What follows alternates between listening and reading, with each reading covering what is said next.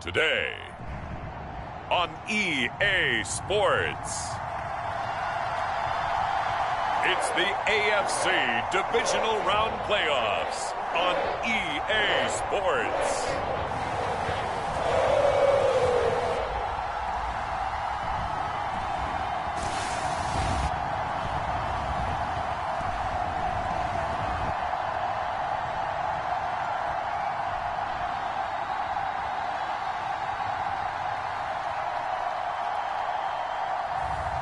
It's the Cincinnati Bengals taking on the Baltimore Ravens. EA Sports coverage of the NFL playoffs brings us to a very loud and a very sold-out Paycor Stadium here in Cincinnati. Straight ahead, we punch the second of two tickets to the AFC title game, and we've got a great one in store, as it'll be the Baltimore Ravens taking on the Cincinnati Bengals.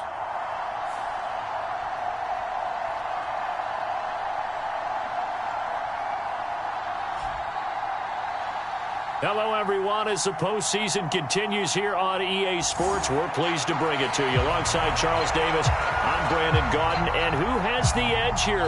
You got one side that had some extra rest, but another comes in off a win last week in the wild card round.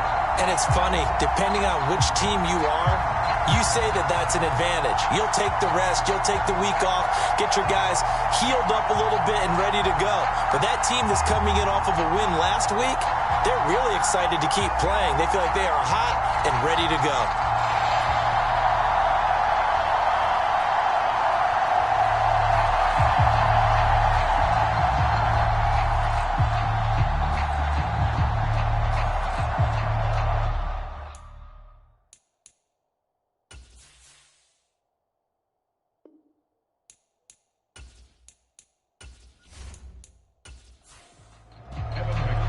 For a berth in the AFC Championship game, off we go in the divisional round of the NFL playoffs. Taken at the goal line.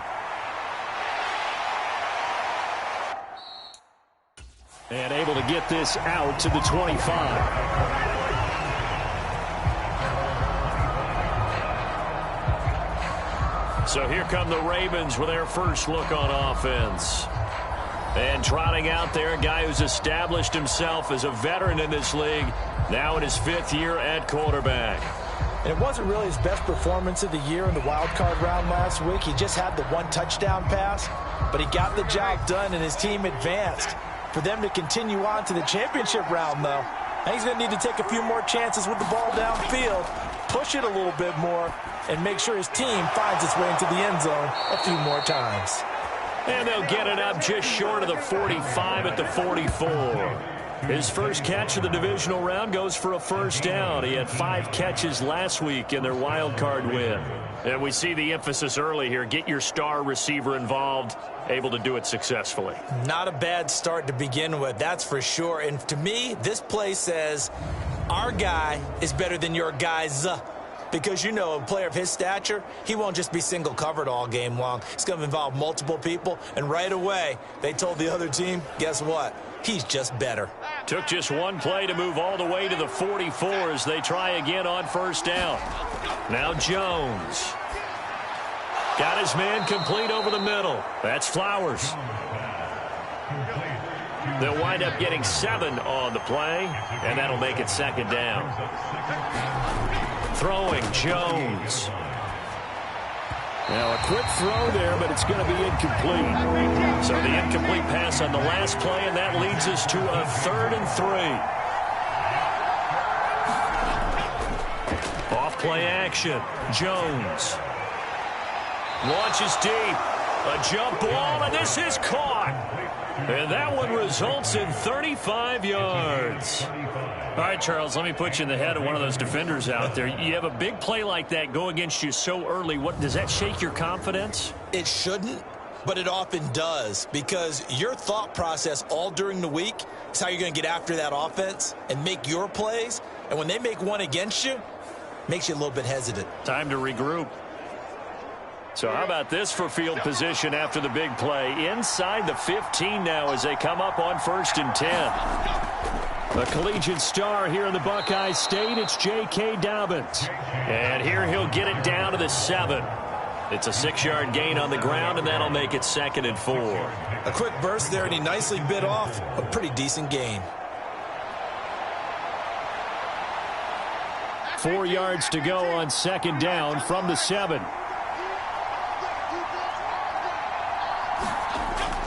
They'll go again with Dobbins. And he's able to get it down to the 2-yard line. A 5-yard gain there makes it 1st and goal.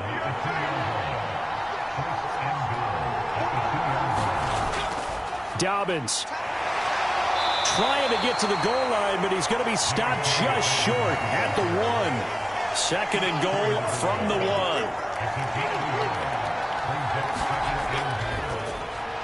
Off the option, that's complete. Touchdown!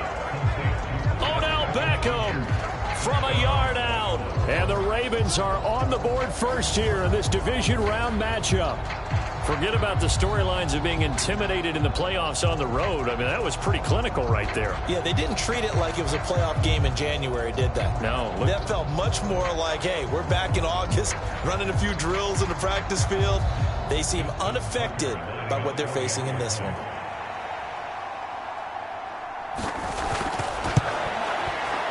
Tucker able to connect on the extra point, and that makes the score 7-0. So that drive goes 8 plays. And it's OBJ, Odell Beckham, who ends it with a touchdown reception. Returning from his end zone is Ty Johnson. And he'll get it up past the 20 to about the 22.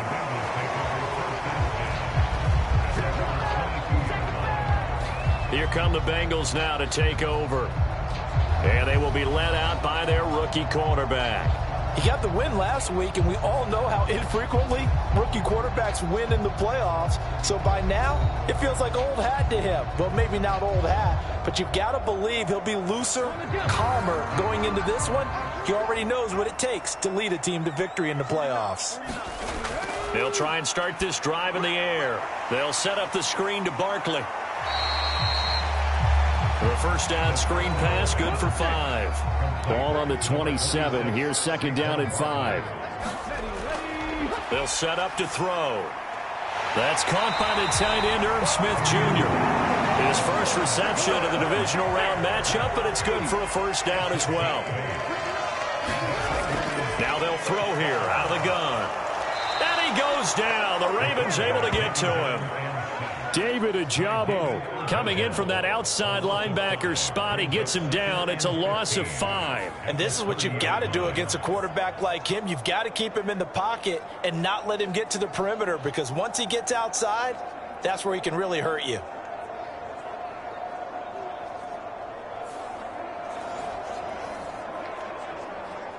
Got to assume this defense will be charging again here. It's 2nd and 15.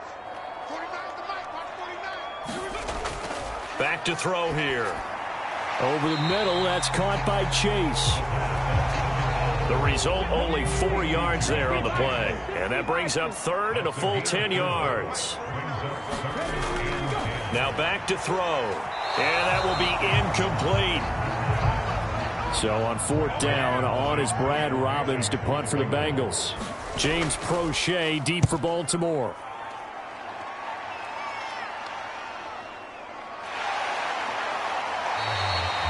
42 yards on the punt, just 2 on the return. And the Ravens, they'll take over. Baltimore about ready to go on offense.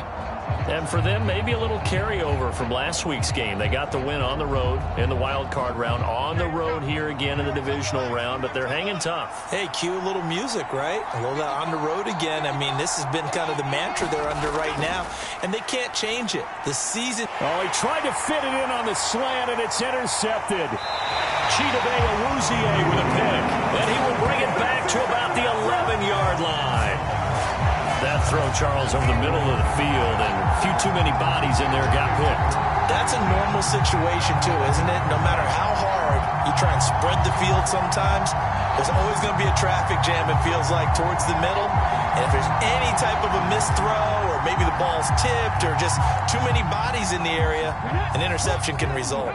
Now a 1st and 10 at the 11. They'll come out throwing here to start the drive. And he'll take this into the end zone for a Bengal TD.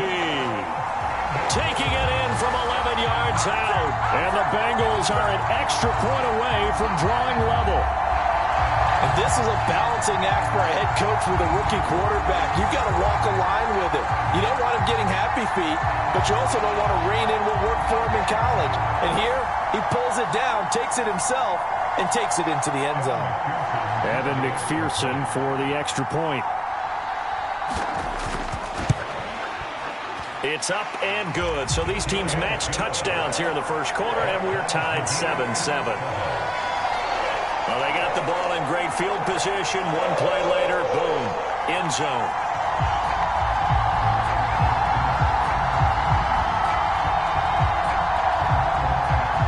So all even at 7 now as they kick it away. This taken in at the goal line.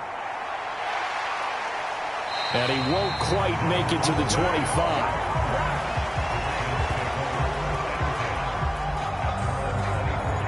Now the Baltimore offense heading back out onto the field. And for this offense, Charles, you got to think kind of crucial here to put something together on this drive, because remember last time out they threw the interception on the very first play. And you can't afford to let this defense keep building any more momentum. They're playing awfully well, and they're awfully confident right now. To me, it's time to attack and take some of that momentum back. But make sure you're selective in doing so. Understand where you want to throw the football and make sure it's open before the ball leaves your hands. Line of scrimmage, the 37 on 1st and 10. Here's a give to Dobbins running right. And that play went nowhere. Losing yardage. It'll be back at the 36. He'll lose a yard there, and it's 2nd and 11. Part of the thinking when you bring in extra tight ends, you're hoping that each of your guys gets those one-on-one blocks and creates a crease for your runner. You know what the converse is, though? You've got to win those one-on-one blocks, and when you don't, that's the result you end up with.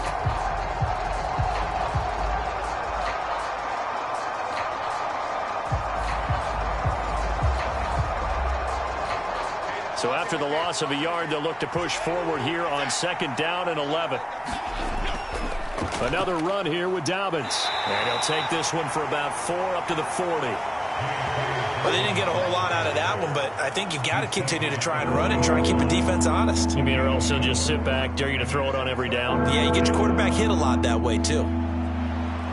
Here comes 3rd down and 7.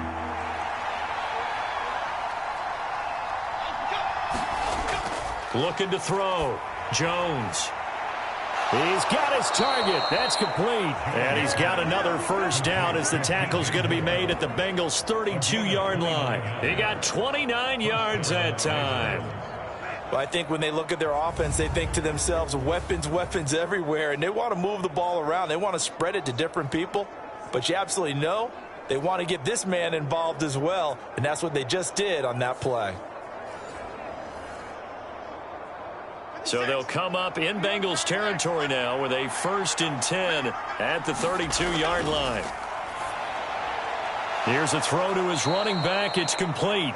Give him a gain of 5 on the completion, and it'll be 2nd down.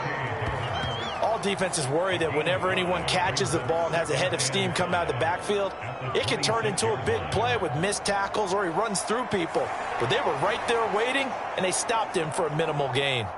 Now 2nd and 5.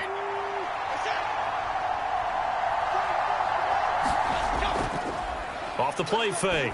Jones. He finds Bateman over the middle. And he's got another 1st down as the tackle's going to be made at the Bengals 16. No catches for him in the wild card win last week, but he's got a first quarter grab here. On 1st and 10, it's Dobbins. And they'll get to him just inside the 15, even after that strong run we witnessed. 2nd and 7 with our score tied at 7, but they're planning to change that soon. Only question, will they get 3 or 6 out of it? Over the middle, complete. It's Flowers. That's good. The completion there for 7 yards. And that'll bring up what looks to be a 3rd and inches. Can't be more than a half a foot. Brandon, perfect defense in this situation would have meant that there was an incompletion. They would have picked it off. Okay, so they gave up the completion. But I really enjoyed watching how the defense stayed in sync, stayed in great communication. And as he dragged across each zone, you see him pointing, communicating. There he is, and they passed it. And he's going to be dropped back at the 15-yard line. Max Crosby blowing up the play and getting the sack. Well, it's about how teams are so competitively matched, and you just want to make those plays that give you an advantage. How about right here? The difference between letting them score a touchdown versus holding them to a field goal, that's absolutely huge with the play he just made. And you know he hated taking the loss there on 3rd down.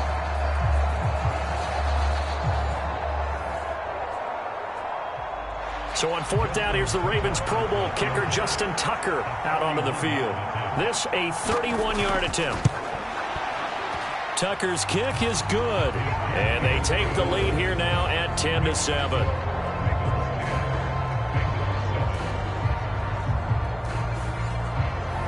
So they're able to end that drive with 3 points in this one-possession ball game. And ideally, you want to end every drive with points. Most quarterbacks would tell you, let's end it with a kick, right? A PAT, that's number 1. Field goal you'll take. Punts, you really don't want to do that. In this case, they'll take the field goal and get prepared for the rest of the game. Now the Cincinnati offense ready to see what they can do here.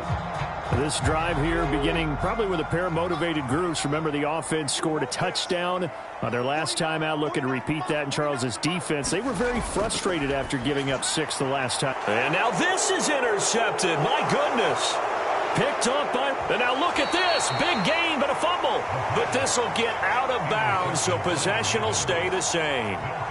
Thankfully for the offense, a fortuitous bounce there on the fumble goes out of bounds because they're down here in the red zone. You don't want to lose one there. You don't want to lose one, and the best part, because it went out of bounds, they retain possession, still have an opportunity to put points on the board.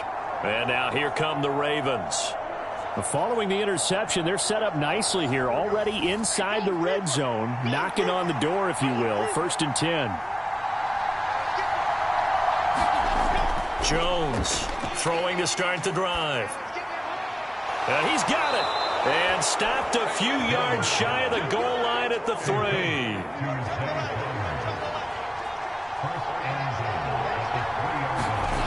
Back to throw. Jones. And that went too far in front. He couldn't reel it in. It's incomplete. They'll go again from the 3 here on 2nd and goal. Looking to throw. Jones. And he's going to go down. Sacked back at the 13-yard line. Miles Murphy. Credit him with a sack as he buries him for a loss of 10. When you're this close to the goal line, you got to expect pressure from the defense, so the ball's got to come out fast. Got to get out of his hands quicker.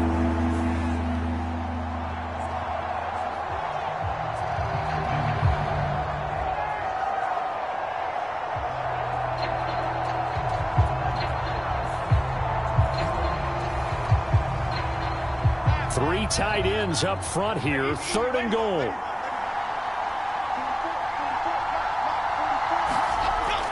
Back to throw. Jones. Right side. There's Likely with it. A great job to hold him to just a yard there.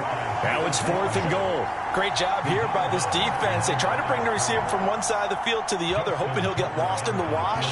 But a really nice job there to make a quick tackle and force 4th and goal. Tucker's kick is good. And the lead stretches to 6 here. It's 13-7.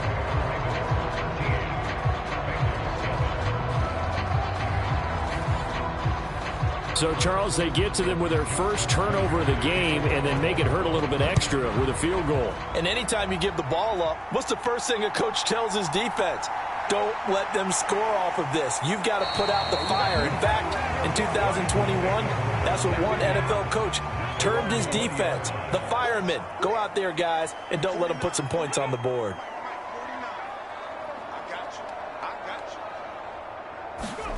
Trying to shake off the interception from the last drive. He'll look to throw. A quick throw there is incomplete. After the incompletion, here's 2nd and 10 from the 20.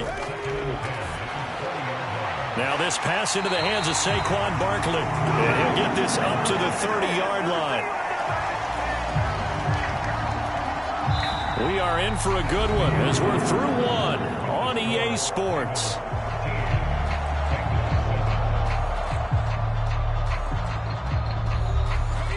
So 1st and 10 now from the 30. Up the middle with Barkley. And he gets this to the 35. Good for a gain of 5. That's a really good gain right there. They pick up 5 yards halfway to a first down. The only problem now in the huddle, everyone's going to want to touch the football. Be a lot of chattering now because they've seen that they can move the line of scrimmage. And this one is incomplete. They come up now 3rd and 5 following the incomplete pass.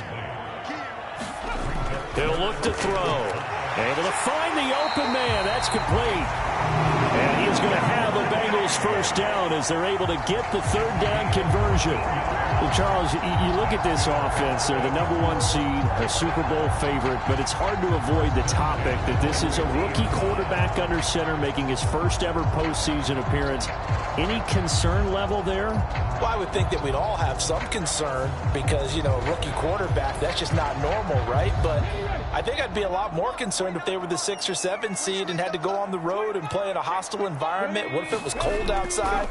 But here you've got a guy who's been solid all year, led them to all those wins, a #1 seed. I think they have unquestioned belief in him.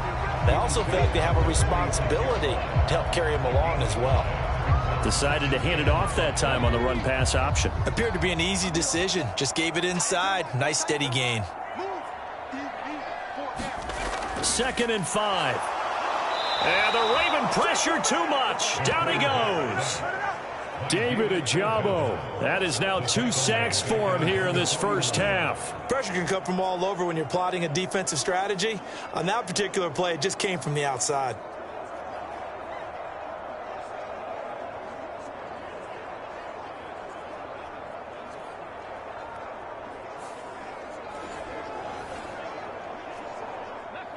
A long way to go here on 3rd down for the 8th play of the drive. He'll drop to throw. Over the middle, that's caught by Adams. And he can only manage to get this to the 45-yard line, well short of the first. So the completion good for 7 there, and that's going to make it 4th down. That pattern and scheme was well defensed on 3rd down. He tried to just sprint from one side of the field to the other, and they got it to him quickly. But no chance at yards after the catch there, and they stop him short.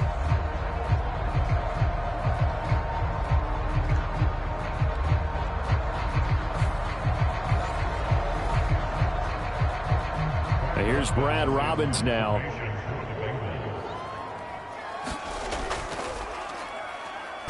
.46 on his first kick. This one in that neighborhood as well.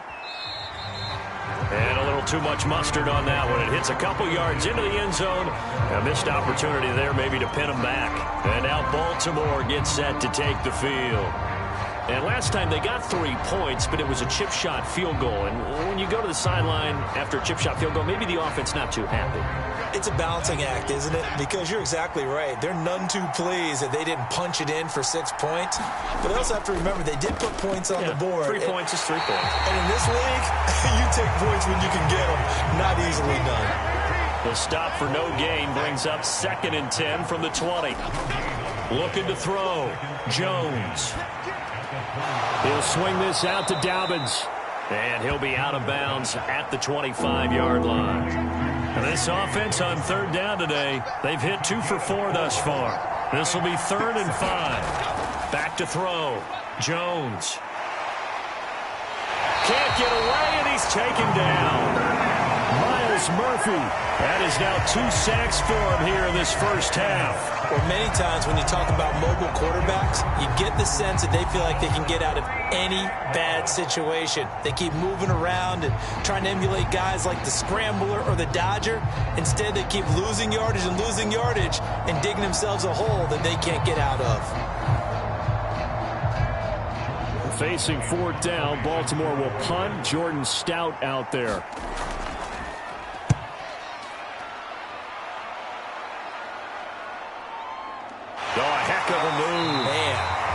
call that a punt of 38 yards officially, and the Bengals will take over in terrific field position.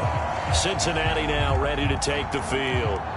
Over on the sideline, hoping to hit that reset button between possessions. Last time out, they had to punt it away. This time, hoping to finish this thing off in the end zone. A first down carry for Barkley, and he can only manage to get a couple. 2nd and 8 coming up.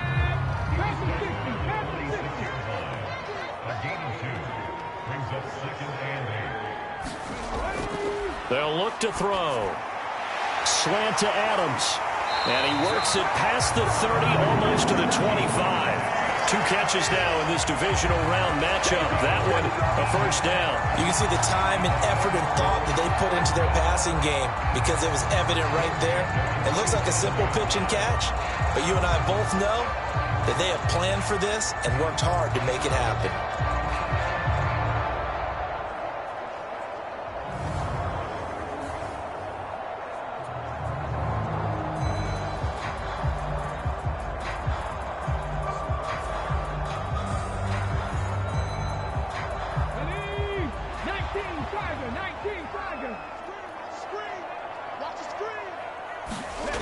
They'll look to throw now on first down.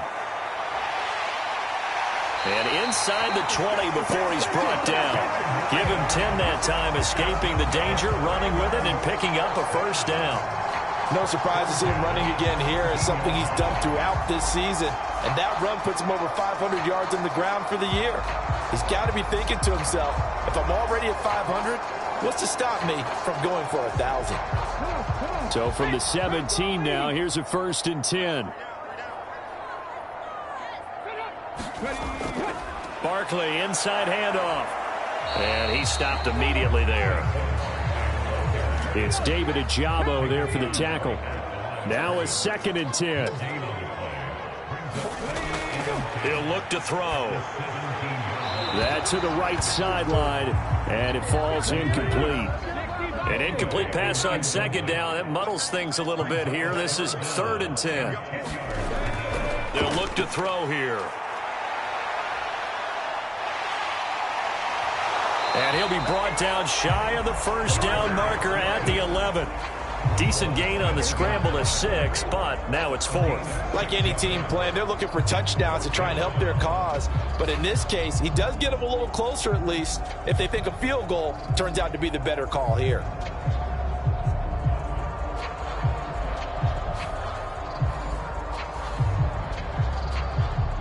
So on 4th down, on is Evan McPherson and the Bengal field goal unit. From the right hash here, should be an easy one. McPherson's kick is good. And that will cut the lead back down to 3 at 13 to 10.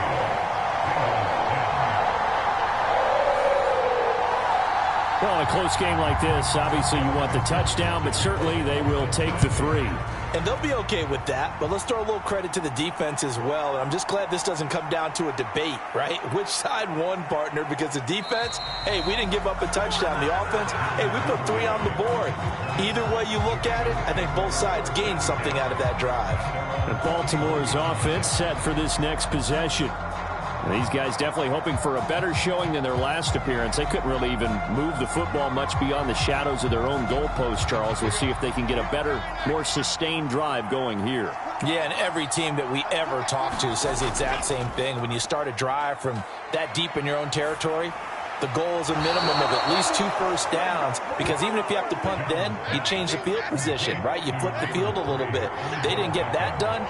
This time they want to string together a nice drive and help themselves out. Again, it's OBJ, back-to-back catches. And he'll be corralled out across midfield down to the 45. 10 more for him on that one. He's been a busy man. It's a first down. Good, strong throw and catch right there. And so far in this game, the alleys have been open for them to get completions, and they're taking advantage of it. Here's Jones on first down. Looking left side, that's caught by Moore. And he is out of bounds inside the 35. So they'll come up 1st and 10 now from the 33.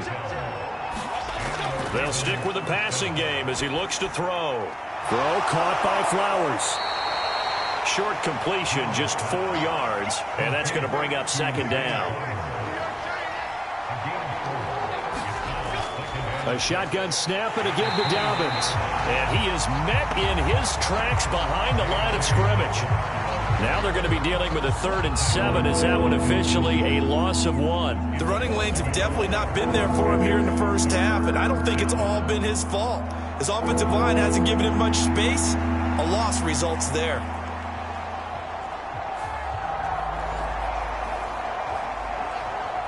They got to get to the 23 here on 3rd.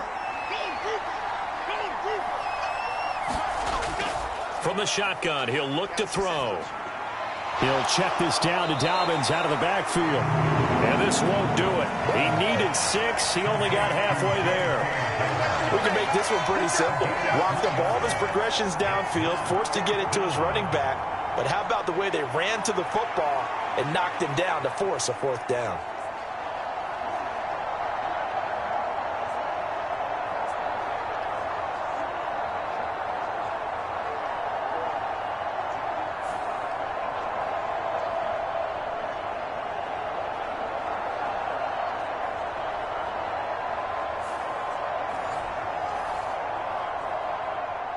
Here's Justin Tucker now for the Raven field goal try. Second quarter action, 2 minutes to go on divisional round weekend. Now Justin Tucker's out to try the field goal. On the right hash, it's a 43-yard attempt. Tucker's kick is good, and that extends their advantage to 6. It's 16-10.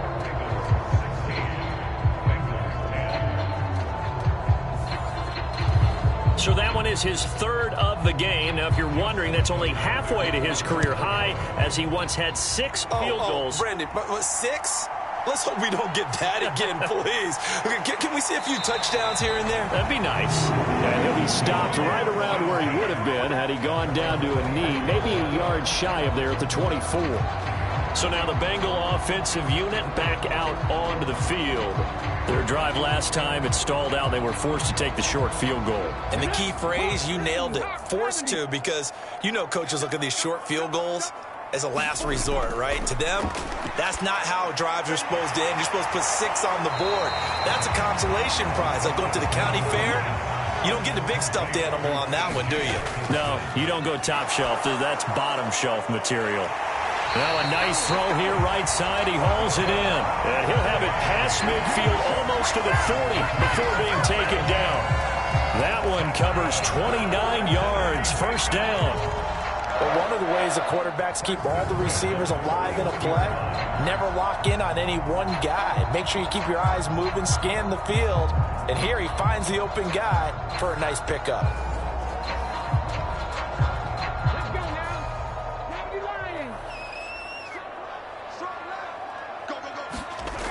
Back to throw now on first down. Going underneath, he's got Hawkinson. And a nice job to break free of one tackle, but it slowed his momentum somewhat, and he's taken down right after. Back to throw again. He's going to have the hook up here to Chase. Now the Bengals going to use the first of their timeouts as they stop it here with just under 40 ticks to go in this first half. They'll come up facing 3rd and 5. Again, he'll drop to throw. Work in the middle of the field, and he's got a man complete. The Bengals going to use the second of their timeouts as the clock will stop with 34 seconds to go before halftime.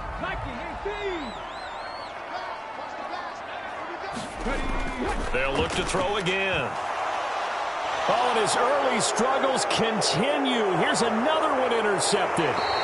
Picked up by Tremaine Edmonds, the linebacker. And the Ravens are going to get the football here as he gets this up to the 38-yard line. He's had a fantastic rookie season, made a lot of lovely throws, but that wasn't one of them. Well, we got to give him one, don't we? I mean, with the year he's having, a lot easier for he and his teammates to accept that throw, because for the most part, what they've seen, it's been pretty sensational. The Ravens going to get one more drive here in this first half. And with time quickly fading here in the second quarter, not sure how aggressively, offensively they want to play this. I think we'll find out just how much they trust their guys in this situation if they decide to take a shot. Now Jones throwing on first down. That's complete to his receiver, Bateman. And he's able to get this one out closer to midfield across the 45. Throwing again on second down. Jones. He'll dump this off complete to Dobbins. Now the Ravens going to use one of their timeouts. It's just their first, so they'll have 2 remaining here before we get to halftime. From the midfield stripe, they'll look to throw. The Bengal pressure gets him that time. Down he goes. The Ravens going to use the second of their timeouts as they'll stop the clock with 12 seconds to go in this first half.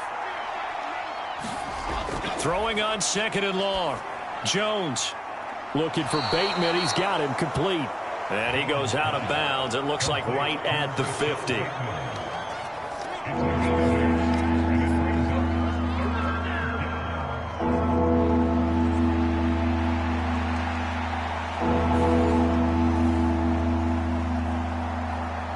Here's 3rd and 10. Looking to throw. Jones. That ball caught. It's Mark Andrews, the tight end. Now whistles and a timeout with 3 seconds left in the first half. So 3 seconds here remain in the half. On is the field goal unit to see about getting 3 points.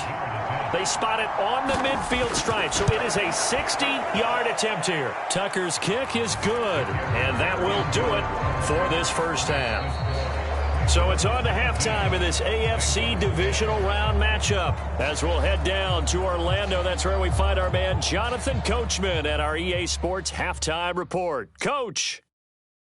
Okay, Brandon, thanks very much. This 4th and final matchup on this divisional round weekend. We'll get back to you guys in just a moment.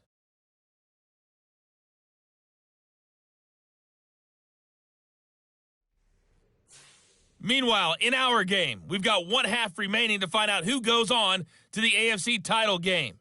And to bring it all to you, let's send it back out to Brandon Godden. All right, Coach, thank you, and we welcome everyone back for quarter number 3. Win or go home, that's the name of the game, and we're back underway with the second half of this AFC divisional round. And we will not see a return to start the half, as this will be a touchback. The Bengal offense ready to go to begin this 3rd quarter. And, Charles, that had to be an interesting locker room at halftime. This is a team that's had so much success this year. Haven't really had to deal with a lot of adversity at halftime, to be honest. But now here they are with their playoff lives on the line. And I think when you're alluding to that interesting locker room, you're just wondering how are they handling that bit of adversity that they're seeing right now, because I think this is a team that has to look to lean on the veterans at this point.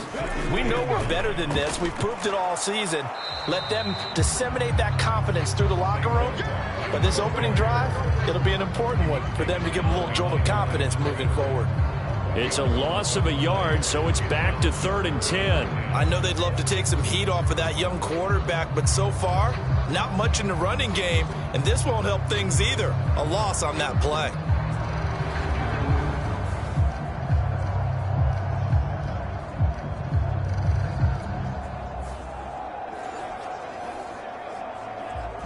This offense in desperate need of a conversion as they come up on 3rd down. Looking to throw. That is caught. And they work this well upfield across the 45. Last play they got stuffed at the line. Different story here, over 20 yards. I don't care how many times we say it. I still get a kick out of watching quarterbacks and receivers do the pass tree in pregame warm-up. But I always remember that when we go to practices, we see that after practices as well. They really tune it up, don't they? They tune it up. They know why they do it for these situations. First down. And they build that trust, and that's why they're able to find him in this type of a situation. They'll look to throw here on first down. Catch is made by Hockenson, the tight end. And they'll work this down to the 40-yard line. Tackled there. Another good gain. That's now 35 yards combined on those last two plays. So in Raven territory now. Here's a 1st and 10 right at the 40. The throw over the middle taken in. And he's going to get this inside the 30. 2 catches in the first half. Now he's got a 3rd here, and it's good for a 1st. It's taken a while for this offense to get going. A little creaky at the start, but they're oiled up now. A nice throw there, and they're really putting together a good drive. On 1st down, he'll drop to throw. Open man is Chase, complete. That'll go for a gain of 7, and that'll bring up 2nd down.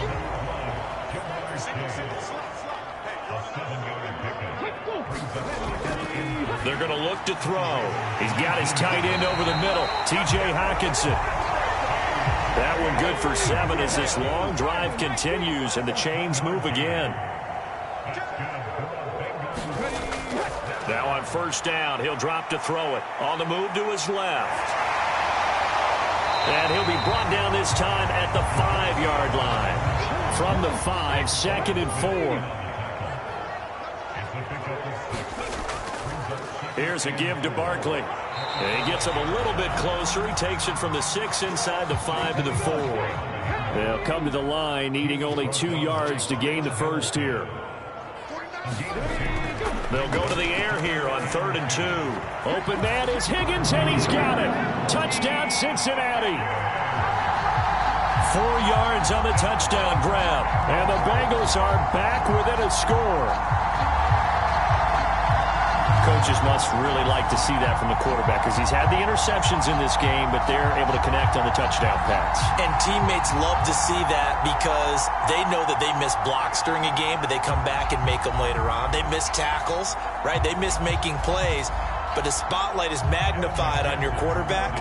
And when he stands up to the pressure and comes back and throws a touchdown pass after throwing some picks earlier, they feel great about that guy. And likewise for him personally, as a rookie quarterback, has to give him more confidence. Extra point by McPherson, up and good. And the lead is down to 2. After the touchdown, McPherson on to kick this one away.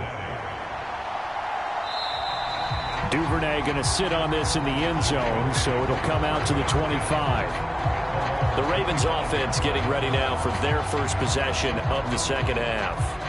And maybe some renewed pressure on this unit following the touchdown a moment ago. It's back to a 1-score game. And because of that pressure, because it's now a 1-score game, they know this is where you need to slow the momentum change. Oh, he tried to fit it in on the slant, and it's intercepted. And he will bring it back. It's a pick 6 for a Bengals TD. So this whole game gets flipped on its ear right there. The interception, return for a touchdown, and this lead changes hands here in the 3rd quarter.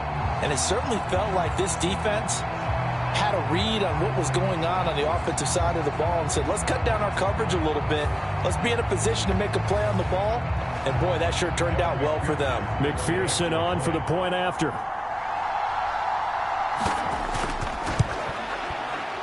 And the lead is up to 5. A heck of a play there defensively, getting the interception, navigating his way into the end zone for the touchdown. So they throw the pick 6. They'll get another shot at it now as this one's in the air. No run back here for Duvernay. Touchback out to the 25. Here comes the Raven offense now, ready for another possession. And not the first time that they're coming back out off of a turnover, but the last one really hurt Charles with that pick 6. And it feels like the whole team's infected right now, doesn't it? It's not just been one person. It's kind of been a group effort where the mistakes have happened. Can they put that aside, kind of start over, and put together a nice drive? He'll be dropped after a gain of about 6 across the 30 to the 31. Running lanes were at a premium in the first half, but he's able to find some room there, and he's hoping that that's a precursor of a big second half.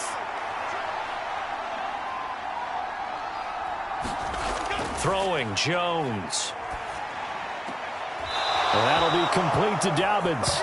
And he gets this up across the 35 before he's out of bounds. Now they face a 2nd and long following the holding penalty. Now Jones. And this is going to be hauled in by the tight end Andrews. And he's going to be out of bounds right at midfield. That one covers 29 yards. First down. There are so many things to watch for when you play defense. And reading your keys, you always hear about that, and having your eyes in the right place. Sometimes your eyes can fool you. How about that play action there? And it sprang the big guy, didn't it? Able to dump it over the top to him.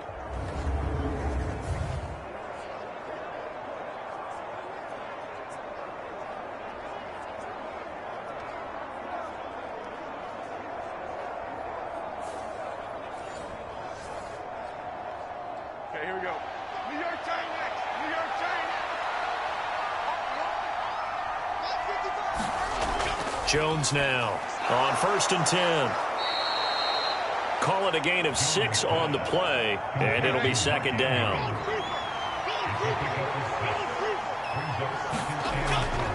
A handoff running left is Dobbins, and he's going to get stopped up quickly. Give him a yard down to the 43. So 3rd and 2, this quite possibly 4-down territory, though, if they're stopped. They'll try to run for it with Dobbins. And he got blown up. Losing yardage on the play back at the 44. That'll make it 4th down after a loss of 1. Another example right there how this defense really is winning the entire game at the point of attack. Yeah, right there at the line of scrimmage because they are dominating it. It allows their interior guys to get upfield and spill into the backfield. So how are you going to combat that? You know, because they bring in your tight end, keep him in. Your running backs, they have to step forward. Bottom line, your offensive line has to block them first to give yourself a chance. Tucker's kick is good, and that will cut the lead down to just 2.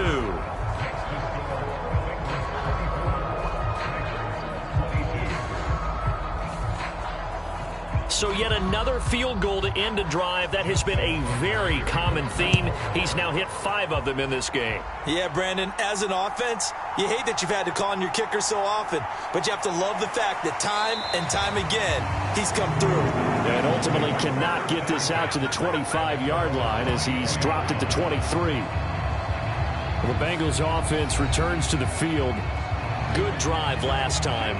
Really effective passing the football.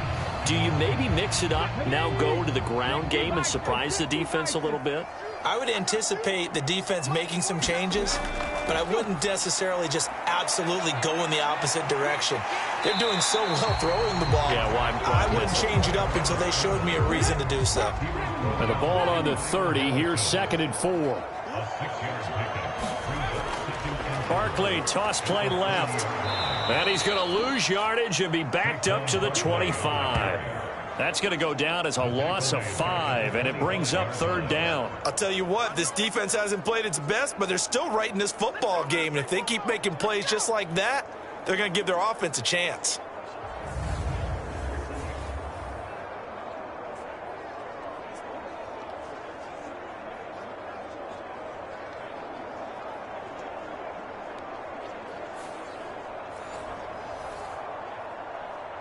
The Ravens bring out an extra defensive back here on 3rd. They'll set up a throw. So 5 yards here, 5 on the play. And that's going to bring up a 4th down. They didn't get the first down, but I have to say I do like the call. I like what they were trying to do. Try and hit your receiver on the run and see if he can pick it up. Keep it on his feet, get a little rack yardage. Yeah, but a nice job defensively to get to him and keep him short of the first.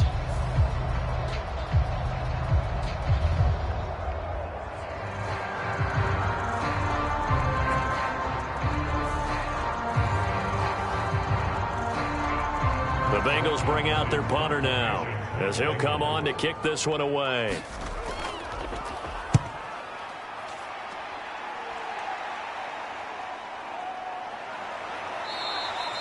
It'll be a 41-yard punt, give them 5 on the return. And out will come the offense as they take over. And the Ravens taking the field. Last time out, you remember their drive stalled, but thanks to their kicker, booted a long field goal to at least get them 3. Now here they'll try to do better and find the end zone. And in our experience, How much fun is it for coaches to know that they've got a kicker who can nail it from long distance? Now, the hard part is, as an offensive play caller, you don't want that in your head too much where you're relying on it, and he goes out and gets the job done for them. But I'm quite sure he would be content to just kick extra points from here on out. Yeah, absolutely no question. I think his teammates would be okay with him just kicking the extra points as well. Caught left side, it's Beckham. And he goes out right around the 39. Coming up here looking for 3 yards to pick up the first. On third down, here's Dobbins. And he'll be taken down, but he does have first down yardage. With 5 yards on the play there, the drive will continue. I have to think a major focus of the halftime meetings had to be figuring out how to create space for the running game to get operating. Well, what you pointed out to me at half seems accurate. That line has struggled to sustain blocks. Yeah, I would agree with that totally. They've got to focus on staying on their double teams at the first level, make sure that block's secured before they slide off and try and chip someone at the second level.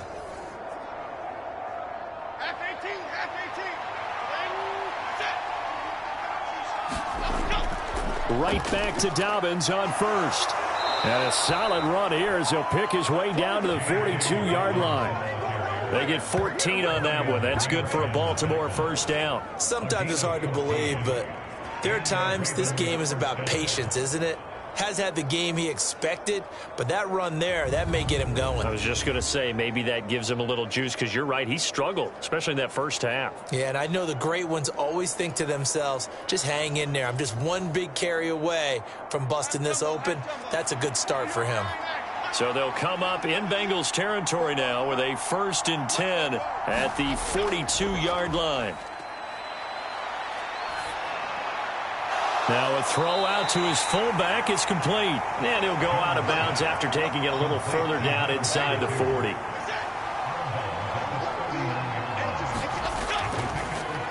On second down, it's Hill. And he's able to break out of one tackle, but then quickly brought down.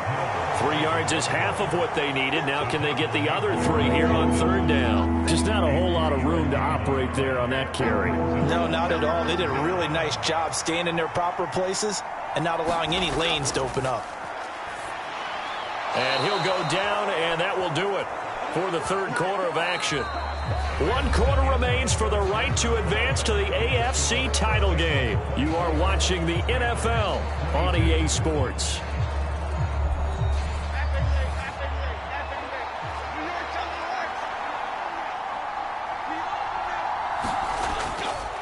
They'll run up the gut with Dobbins.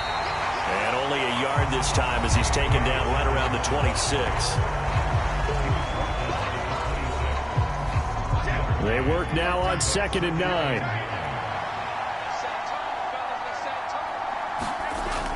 Back to throw. Jones. A short throw caught by Andrews. They gave up the completion there, but this is what zone defenses count on. Catching the ball and not much run after the catch. And the throw there going to be incomplete. So here comes Justin Tucker in a big spot. This for a fourth quarter lead. Tucker's kick is good, and they have taken the lead here in the fourth quarter.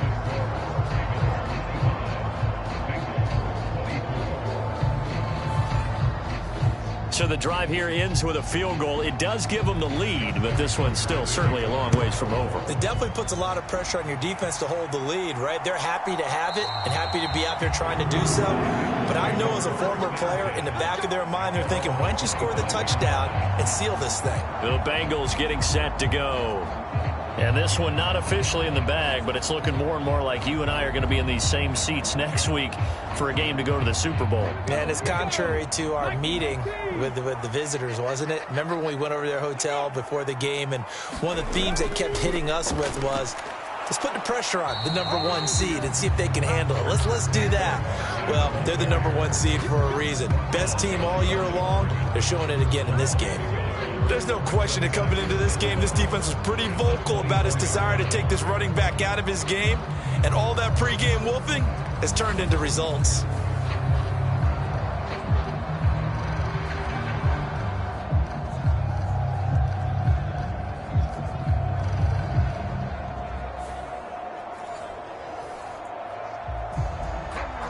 loss of a yard there to start out. That leads to a 2nd and 11. Now back to throw. And not much to speak of. Call it a 1-yard gain up to the 26.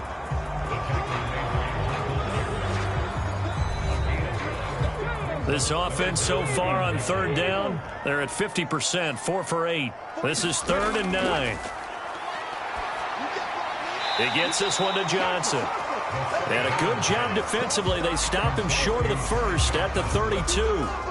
That one good for only 6, and it leaves him with a 4th down. How about that strategy there, Brandon? 3rd down. They just said, we've got faith in our tacklers. We'll give you the short stuff, and just decided to protect the sticks. So every time I hear fans telling me tackling's not a part of the game anymore, plays like that, I can clip and save and show them you have to tackle well if you want to be a good defense. The Bengals bring out their punter now, as he'll punt it away for the 4th time today.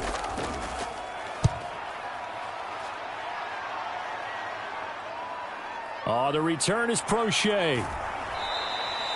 They'll score that a 36-yard punt, and it will be 1st and 10 as they take over. The Ravens offense now, they get set to head back on the field. And this has been a tight game to this point. Of course, they usually are at this juncture of the playoffs. But with the lead in the football, the clock right now their friend as they try to book their spot in the conference championship next Sunday. Jones on 1st down. That's caught. It's Flowers. And they've got it well across midfield down to the 40 before it's all said and done. 23 yards, the final tally. And these guys certainly are not hiding what their intention is. They're absolutely showing it. They're definitely not going to sit on this lead here in the 4th quarter.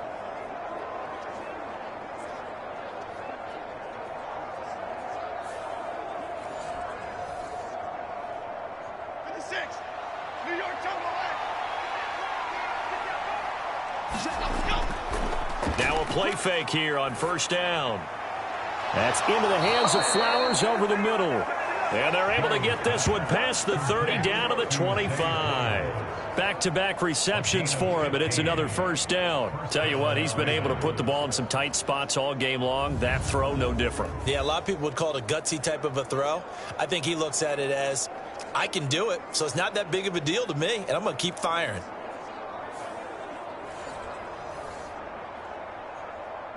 Back-to-back good plays have him on the move on 1st down. Looking to throw. Jones. And look at this. They get the turnover they needed. It's intercepted. And the Bengals are right back in this football game. A critical error there in a tight game in the 4th. All you talk about is taking care of the football, and especially with a lead here in the 4th quarter, turning it over, now the door is open for the opposition. Just in general, when you're passing in the 4th quarter with a lead, no matter at what point, you got to be super careful. Got to be careful, and sometimes you can be so careful that you end up running yourself into an error. Good starting field position for them as they come up 1st and 10 at their 36-yard line. They'll try and start this drive in the air. Got his man complete over the middle. That's Adams. And down he goes at the 45 after a pickup of 9. Nothing fancy on 1st down, but a very consistent type of a play. Hit that slant. A lot of people call it an extension of the running game, and it can be if that pass is completed, because you hit a guy on the run like that, you often can go for big yardage. Sets him up nicely for 2nd down, staying ahead of schedule. This will be a loss of 3, and now a much tougher 3rd down looming. With his size, he's a tough man to bring down, but they do a nice job there stopping his progress and not allowing him to get back to the line of scrimmage.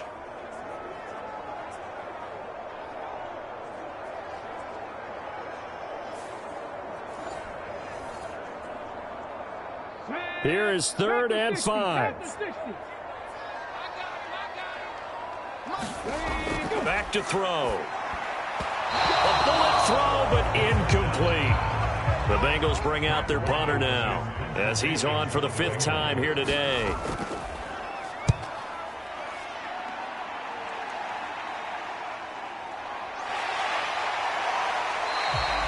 It's a 41-yard punt, but just a net of 31 following the run back. And they will take over 1st and 10. The Ravens offense now, they get ready to head back on the field. Their defense got the stop, forced the punt, and now you really start to monitor the clock as they nurse this slim lead.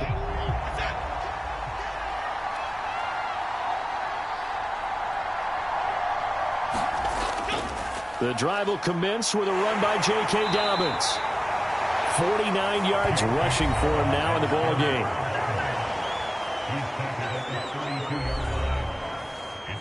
This 2nd and 4.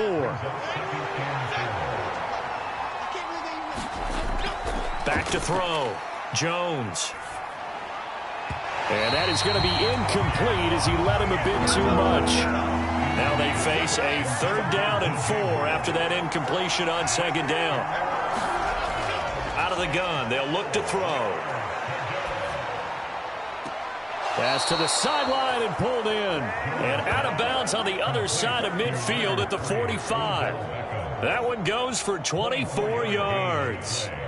And that pickup of a 1st down, that's going to leave a mark because they really needed to stop them there, didn't they? Oh, so frustrating. Defensively, you're a play away from getting that football back here down late. Tough. Now they've got to find a way to create a turnover or a takeaway. Otherwise, Zach Taylor's made the decision. He's going to go ahead and throw out the red challenge flag. Did he keep those feet in bounds? That's the question they've got to decide. And I got to say, watching it in real time, it was awfully close. Yeah, it certainly looked like a heck of a catch because he didn't appear to bobble it, which could complicate things. But even with the benefit of replay, that's pretty tight. Well, here's the call. So the challenge there does not go their way. This will indeed remain a completed pass. A give up the middle to Dobbins. And he'll get what he can up the middle, 3 yards. That'll bring up 2nd down.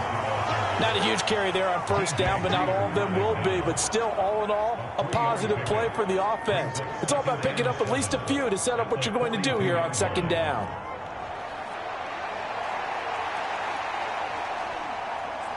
Okay, here we go. From the 42-yard line, here's a 2nd and 7. A give, Dobbins trying the right side. And he is going to lose yardage here. Now they're staring at a 3rd and 8. That last play backwards a yard. now obviously that's some good work there defensively, being able to stop them and bringing up a key 3rd down. But if you're on the offensive side of the ball, there's an opportunity, because I know what defensive guys are thinking right now, to stop them, get to the ball. That means they might not be sound defensively. There could be some opportunities. And you said key 3rd down. Highlight that word. Put it in bold. Here we go. And they'll need to get to the 35 if they want to keep this drive going on 3rd down. Looking to throw. Jones. He's got his target. That's complete. And he is out of bounds, but not before he's inside the 30. The Raven passing game getting in sync, another 1st down. And that certainly appears to be a critical conversion right there, because not only do they keep the drive going, they take valuable time off the clock as well. They have to feel really good about that last completion.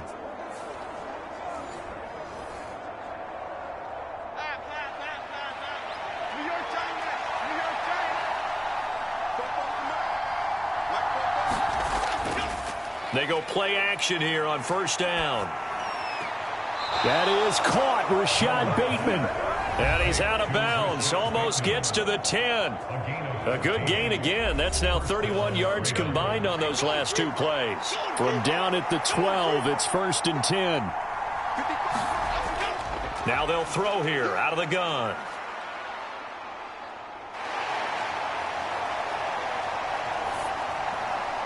And that'll be taken in by Andrews for a Ravens touchdown. A 12-yard touchdown grab. And the Ravens will add to their 4th quarter lead. What a great weapon. So often, such a big mismatch. And there's no route he can't run. You name it, he's going to do it. And he's a matchup nightmare for the defense. No matter who they put on him, he's going to win the battle.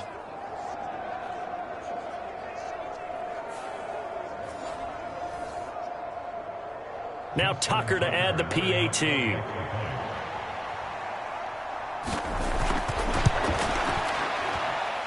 And with that, the lead is up to 8.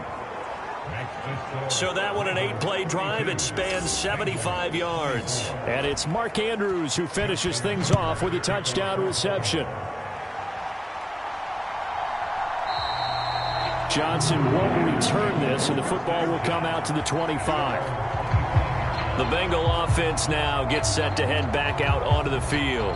And this could be the defining moment of their season, all hyperbole aside. You're trailing here in the fourth quarter, the divisional round.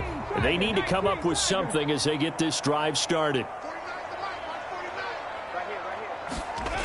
They'll come out throwing here on first down. The left side throw complete to Adams.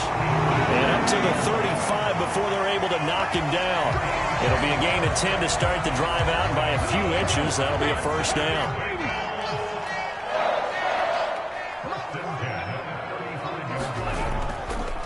A play action fake. They'll look to throw. And he'll protect himself at the end here as he winds up getting pretty decent yardage. Nice work to get 7 out of that, and it's second down.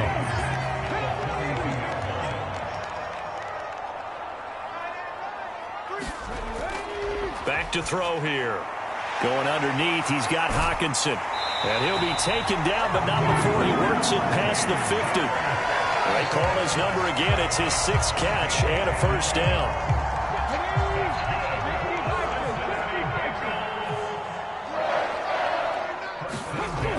Now a shotgun snap as they'll look to throw.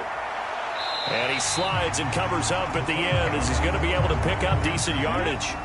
2nd and 5.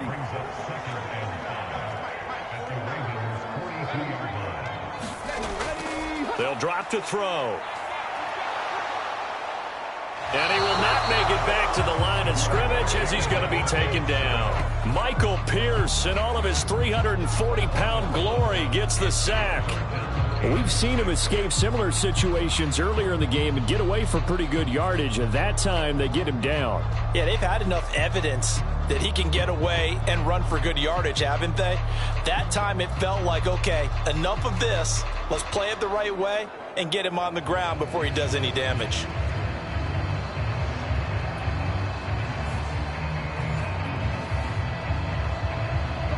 Playoff lives at stake. Boy, this is a big one. 3rd down. 4th quarter, down to the final 2 minutes, and we've got a 1-score game. So the Bengals in possession of the football here as we get you reset. They face a critical 3rd down now, needing a score here in the late going. From the shotgun, he'll look to throw. And this pass broken up. And the contact well-timed there, and now 4th down. Partner, they've got one chance left to keep this one going, and I think for you and me, let's think along with their offensive coordinator now has to think back, cycle through every play of this contest, and remember what's worked and what hasn't. Because right here, he needs the best play of the game in order to keep this one alive. Got to try it here. He's back to throw. And he gets it inside the 35 and just shy of the 30. Plenty of time and 2 timeouts still at their disposal. 1st and 10 here. And that's going to be caught. T. Higgins. And they move this all the way down to the 9. He'll look to throw. Oh, no, he lost the football. And it's picked up by the Ravens. And I think he's going to go. They're not going to get him.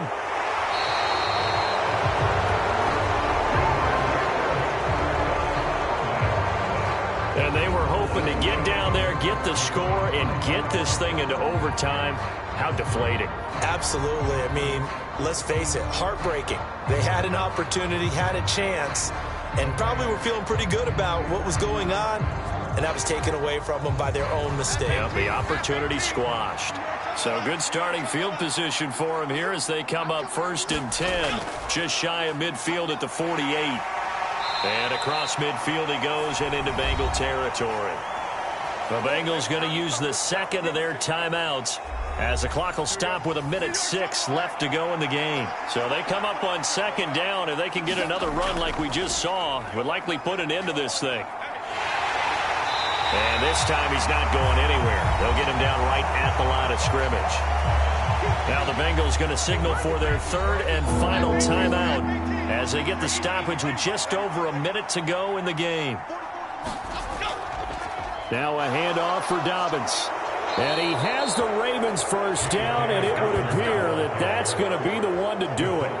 It's a gain of 4, and that should just about seal the deal. A lot depended on the spot there, and he got it, but it wasn't by much, was it? I remember Coach Madden talking about, depending on which foot the official used, that would tell you whether you had the first down or not. You want that upfield foot to be the one that spots the ball, don't you? And you and I have the luxury of a couple extra views here in the booth, and he did get it, but not by much.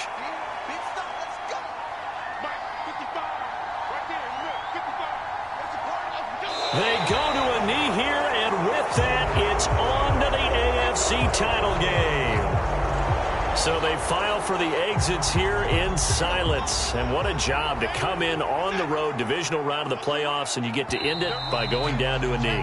Now their confidence has to be at an extreme high. That's 2 weeks in a row they've gone on the road and gotten it done. They don't care where they go. From here on out, they think they can beat anyone. And looking at it from the perspective of the losing side here in this divisional round, it all ends so abruptly, doesn't it? A few hours ago, you got all this hope and anticipation of maybe a deep run, and now you're out of it. Well, let's applaud the team that won, and rightly so. They're moving on. They still have a chance to get to the big game. But let's not bury the team that lost. I think I do a lousy job of illuminating what a great year they had. Let's face it, when it's all said and done, they were one of 8 teams left with a chance to get to and win the Super Bowl. That's a pretty darn good season. That'll do it for us. I'm Brandon Gaudin alongside Charles Davis. Thanks to our entire crew as well. We'll talk to you next time. So long, everybody.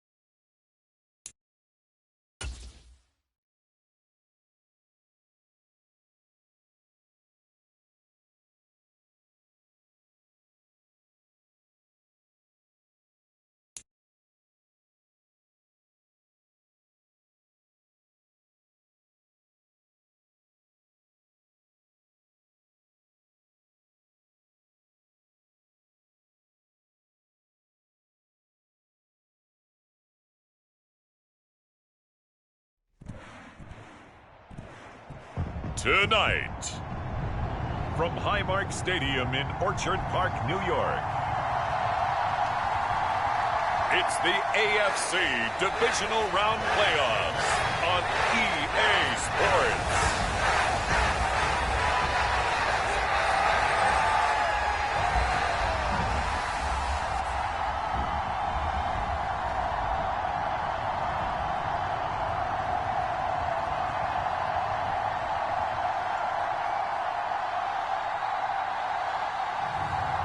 It's the Buffalo Bills taking on the New York Jets. Playoff fever has come to upstate New York, and there's a look at Highmark Stadium here in Orchard Park. Coming up, divisional round Saturday, we've got an AFC battle on tap, as it'll be the New York Jets taking on the Buffalo Bills.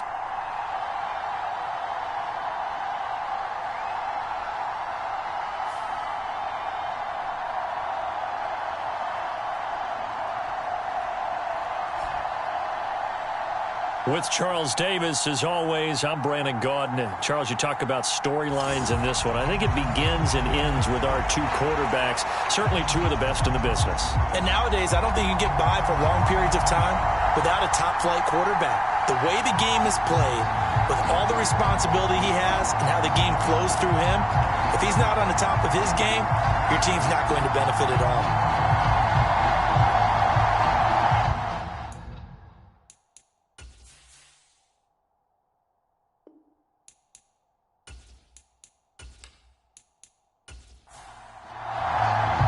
For a berth in the AFC Championship game, off we go in the divisional round of the NFL playoffs. And this will go as a touchback, and they will begin things at the 25. So now here comes the Jet offense as they get ready to take over. They'll be led out by the man from the University of Washington. This is Jacob Eason. And when you review his performance last week and the game in total, I think that he understands and his team understands they were fortunate to get out there with a victory because he was a little tentative out there and didn't throw a touchdown pass. And if I'm this defense that he's facing in this one, I'm going to bring some pressure early and see if they can get to him. Maybe he's gotten it out of his system, and now he can be a little bit looser and play more to his potential. The game's first play produces 6 yards, brings up second down.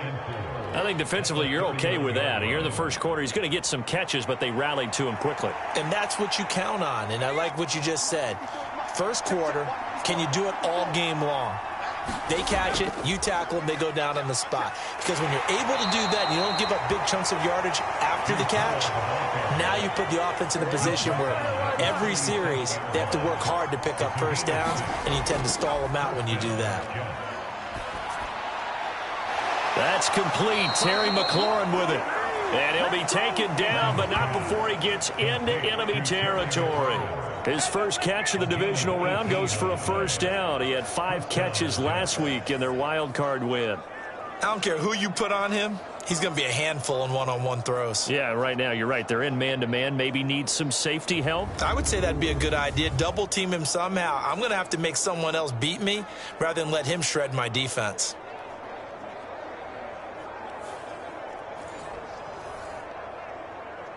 So 1st and 10 now in Buffalo territory at the 46. Eason. And that is incomplete. Here's 2nd and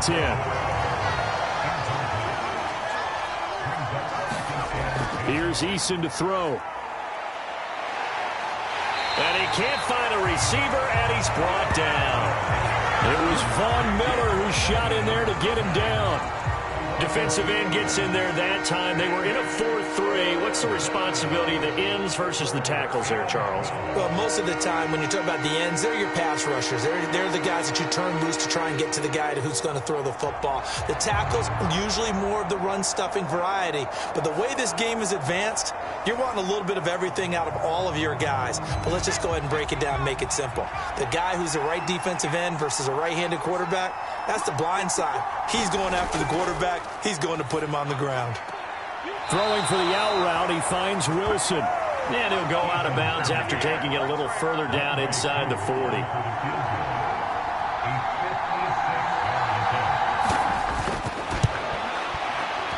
That's running out of steam, and it won't get there. He left it just short, no good, and this will remain a scoreless game.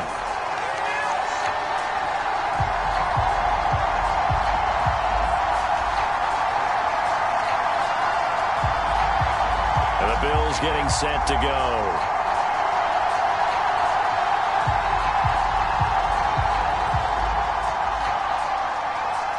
That opening drive looked good for a moment there, but they'll wind up being turned away thanks to the missed field goal.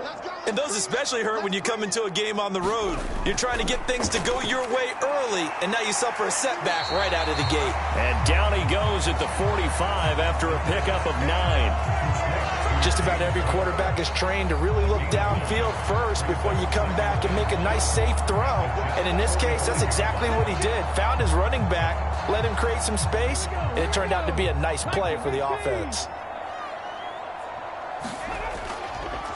Now a first carry for the brother of Dalvin. It's James Cook. And this time he's able to take it down to the 42.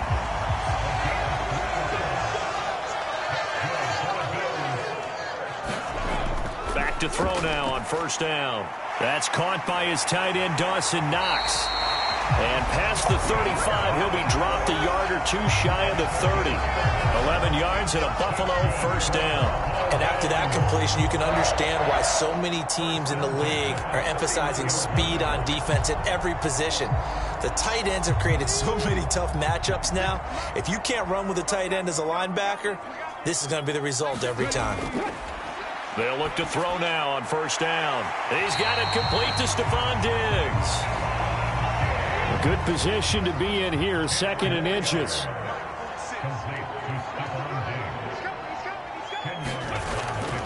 He'll look to throw. Throw left side, taken in by Jefferson. Well, that's good for a first down. There's a guy who went over 1,000 yards receiving in the regular season, and now he's got his first catch of the playoffs.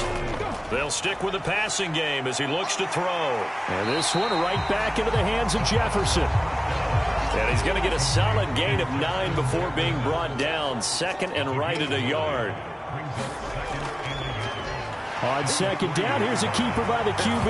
And he'll get in. Touchdown, Buffalo. It's their quarterback. A 3-yard run as he kept it himself. And the Bills are on the board first here in this division round matchup. Well, we knew they had the crowd on their side. Their defense has already made a stop, and now here's an opening drive touchdown. Yeah, how about the defense making the stop, offense feeling their momentum that they've generated, and turning it into points on their side. So now you've got a team working together, and they got the crowd involved fully on their side in this ball game. And in this playoff atmosphere, that 12th man means even more. But Tyler Bass on for the extra point attempt. And it's 7-0 Buffalo. So this drive spans 7 plays, and it ends with a 3-yard scoring run. After the touchdown, Bass to kick it away. McCole Hardman to return it from his end zone. And ultimately, he stopped right where he would have been if he had simply gone down to a knee at the 25. Now the Jets offense about set to take over as they head onto the field. Last time out, they had that long 50-plus yard field goal that they missed. And I'm sure on their sideline, they're thinking to themselves, okay, do we still want to try one if we're in that position again? And I would dare say that the answer would be yes. They're going to have a lot of confidence in their kicker. But just to be on the safe side, I'm sure they told their offensive guys, can we get a little bit closer this time? Closer. Yeah, well, you know, I'd rather get in the end zone first and foremost. But if all else fails, less of a field goal attempt for him. And that's to Amon-Ra St. Brown. And he's taken down right at the 45-yard line. 4 catches for him in the wild card win a week ago, and he's got his first here, and it's a first down. That's his first catch of the game, and an impressive one against multiple defenders. And how about that start? Really aggressive. Yeah, there was double coverage out there, but that didn't stop them at all. They went right at it and defeated it on that play. First and 10, Eason. And he can't find anywhere to go with it, and he goes down. Brian Burns, the outside linebacker, dropping him for a loss of 6. I thought there at the end he may have had a chance to release that, but that pocket closed a little too quickly, and down he went. Yeah, he was certainly trying to do everything he could to extend the life of the play, probably counting in his head 1, 2, and then he ran out of time.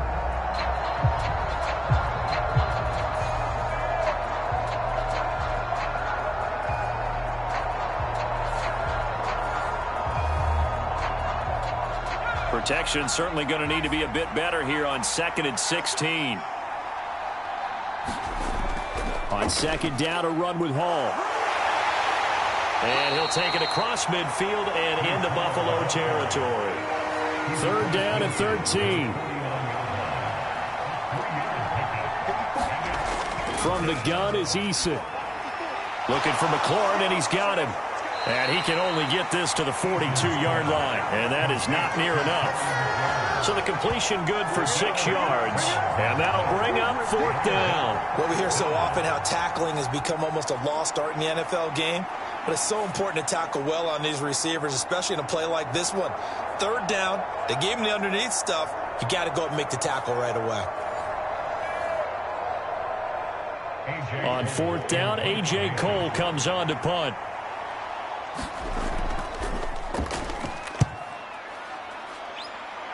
And this punt sails over the sideline, and the spot, it looks to be right at the 25-yard line. So here come the Bills out for their 2nd drive. Just 2 series in here, Charles, but everything's gone to script so far. They got a touchdown on their first drive. Their defense holds, and now they've got a chance to take a 2-score lead. And to co-sign with you, exactly the start they scripted up. And really, that kind of start, that can set the tone for the game for them. Yeah, this will be a gain of 5 as he gets it to the 30. Ball on the 30. They'll come up with a 2nd and 5. Here's Cook again. And he'll be brought down shy of the 40 at the 38-yard line. That one, a 1st down pickup of 8. It was a good, nice, crisp run for a 1st down. I wonder if the defense might have been loosened up a little bit, maybe anticipating a pass instead of the run that they got.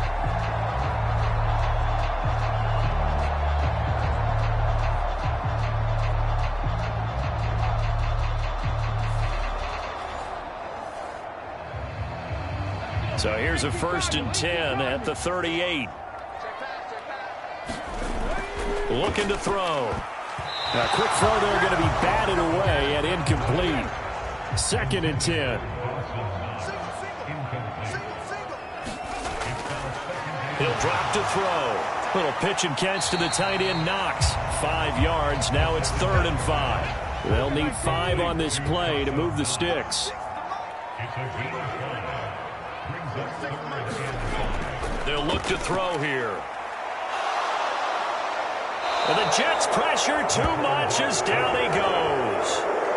Carl Lawson gets in there to drop him for a loss of 13 yards, and it's also 4th down now.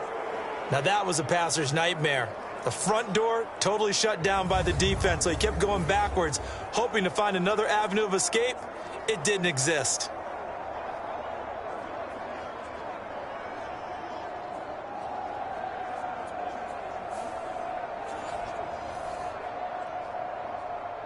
So now on 4th down, Sam Martin on to punt for Buffalo.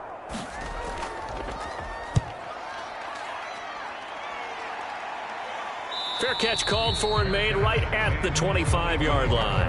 A 41-yard punt there with no return. And the Jets will take over. New York's offense back out there and set to go. Defense got the better of them last series, forcing a punt. See if they make a few changes in the game plan here and try to get points out of this drive. 1st and 10. They go play action with Eason. And he can't get rid of it. He's taken down. And Oliver, that time to want to get in there and bring him down. And that is the third sack this offensive line has allowed this first quarter. Yeah, that puts him on pace. Let me do the rudimentary math here. To be sacked 12 times in a game, I know he's not going to go for that. I wonder if it's going to reshape what they decide to do on offense in terms of play calling. Well, I can tell you what, when he popped up, shaking his head, frustrated right now behind center. 2nd and 14 as they've got work to do here after the sack. Eason sets to throw it. This pass out wide to Hall. They'll wind up getting 7 on the play. And now 3rd down and 6 to go. Now Eason. Work in the middle of the field, and he's got a man complete. And he is going to have a Jets first down as they're able to get the 3rd down conversion. 10 yards is the pickup, good enough for a Jet first down.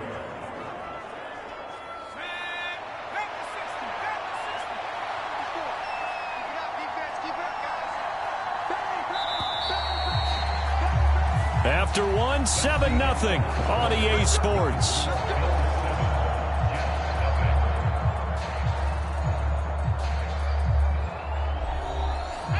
So from the 39 now, they'll come up on a 1st and 10. On 1st and 10, it's Hall. And strong running there as he's across midfield and down to the 49.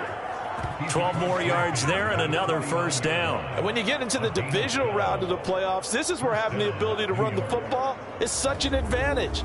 The defenses, they're generally going to be tougher the further you go along. So if you can get something established up front, it's going to give you a great chance to move on.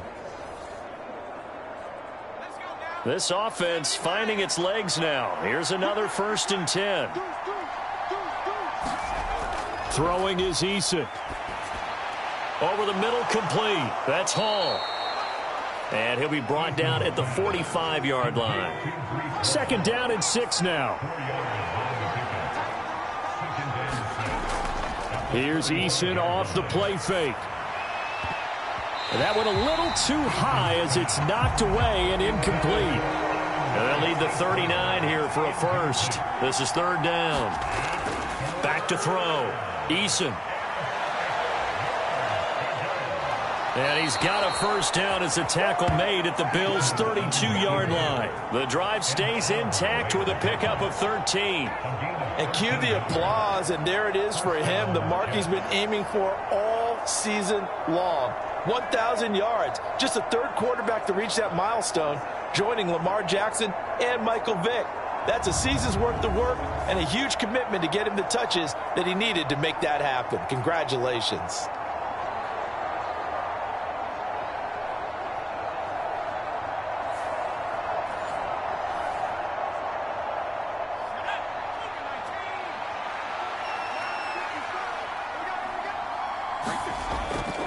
Handoff, running left. Here's Hall. And he'll get this just inside the 30-yard line. 2 minutes gone by, 2nd quarter.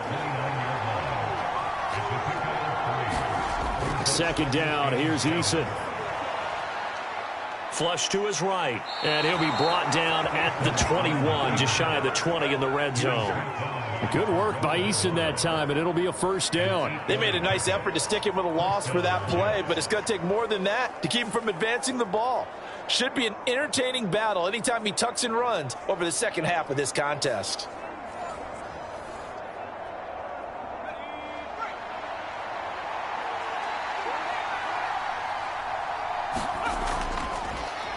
On 1st and 10, it's Carter. And he is met at the line of scrimmage, and he goes down right there. Officially nothing on that last run. They'll try again, 2nd and 10. Now they'll switch it up here and look to throw. Over the middle and complete to Wilson. It'll be a gain of 5. And now 3rd down and 6 to go. Eason going to throw it out of the shotgun. Completes it to Hardman. And they're going to get him down shy of the first at about the 13-yard line. It'll go as a gain of 4, and it'll be 4th down. I thought they might take a shot down the field, but instead they ran a little drag route there. I think they were hoping he could catch it and run away from the defender. But a really good job keeping the play in front of them, and they force a 4th down. Field goal coming from Younghoe Koo. From the right hash, and this one just a chippy. Koo knocks this one through the post. And they are on the board, but still trailing. It's 7-3.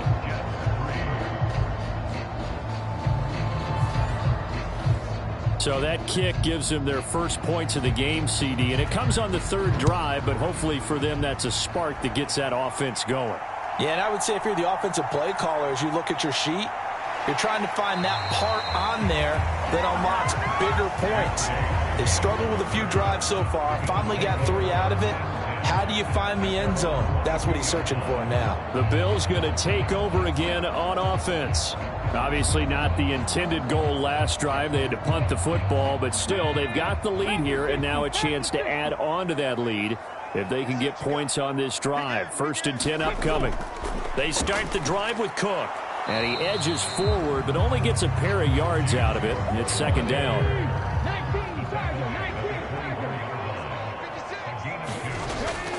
They run it again with Cook. And he's upended after a gain of 2 out to the 27. 3rd and 5. Here's a play fake as they set up to throw. Diggs with a good footwork, and they're able to get this one across the 35. 2 catches now in this divisional round matchup. That one, a 1st down. Well, this is an awfully tough route to defend in man coverage because he lines up on the right and runs a crossing route back to the other side of the field. So as a defender, you're not only trailing him the whole way, you're also looking out for your own guys to make sure you don't get yourself picked off. And then you can't catch up in time to prevent the completion. Line of scrimmage, the 37 on 1st and 10. They'll set up to throw. He's got the hook up with Diggs. And he'll be taken down across the 50 at the 45 in enemy territory. He's been a one-man wrecking crew these last couple of plays. This time 18 more and a 1st down. I like that one, partner. They go back-to-back with excellent gains. And really, it shouldn't be a surprise who they were throwing the ball to. He's their best guy. Yeah, we knew that they would get him involved early. They're doubling down on getting him involved early. Don't be surprised they'll come right back to him again. They haven't shown the propensity to be able to stop him. Now on 1st down, he'll drop to throw it. A quick throw knocked away. It's incomplete. So after the incompletion on 1st, now 2nd and 10. Again, he'll drop to throw. He's got the connection over the middle to Diggs. 9 yards, and that leaves him just short, so it'll be 3rd and less than a yard. They'll run it. Here's Cook. By the skin of their teeth, they are able to convert on 3rd and inches. Well, partner, what do you think? Might have been 4-down territory if they didn't pick it up, but... Yeah, it's a moot point now. I was curious, though, if they didn't get it there, would they have gone for it? I guess we'll never know. Yeah, we didn't have to make that call, but I have a feeling both of us would have said, go for it.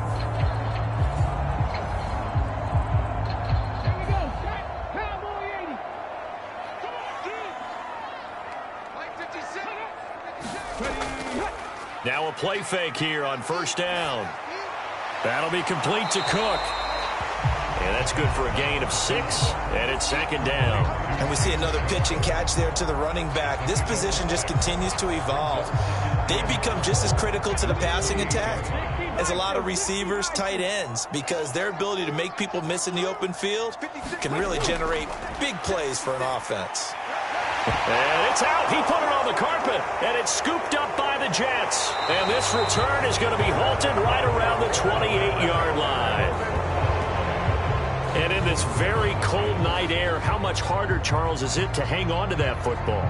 It's a lot harder, and I know for the most part we think about a ball being slick when there's rain or snow, any type of moisture. but when it's cold and dry like this. It is cold. And it is cold. It's also slick that way because you're not able to really grip it the same way. Your hands are cold, and then the hits seem harder. So, yeah, it's a lot more difficult to hold on to the football, which means you have to emphasize it. Eason gets hit, and the ball pops free. Now this is picked up by the Bills, and they will set up shop in enemy territory at the 42-yard line. Well, that's unfortunate because he had a nice run going, but give credit to the defense. They got a hand in the cookie jar there, CD.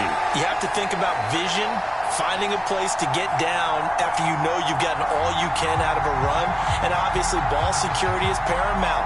In today's football, everyone's coming after the rock. You've got to make sure you protect it and protect the yardage you just gained.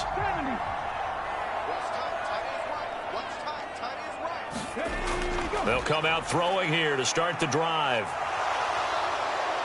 He'll be taken down. The Jets get in there for the sack. John Franklin Myers. He's the one that got home and takes him down for a loss of 9. What a quick start to the drive, but not for the team that really needed it. In only a few seconds, the opposing QB found himself on the turf, and the defense is celebrating 2nd and long.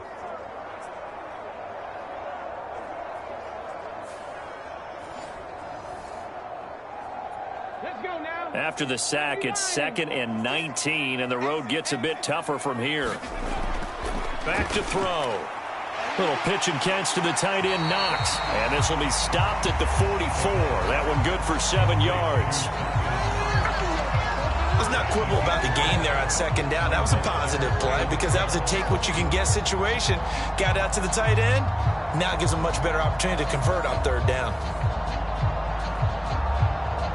The offense on 3rd down tonight, they've been okay. 2 for 3 thus far. This is 3rd down and 12. He'll look to throw. That's complete to Davis. And he'll go out of bounds right around the 40.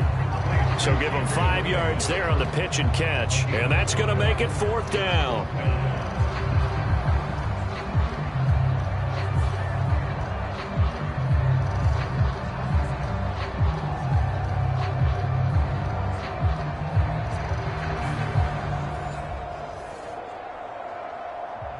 So coming on now is the field goal unit. They're going to try for 3, and he'll need all the leg he's got here. And this one is no good. He missed it. And this will stay a 4-point game.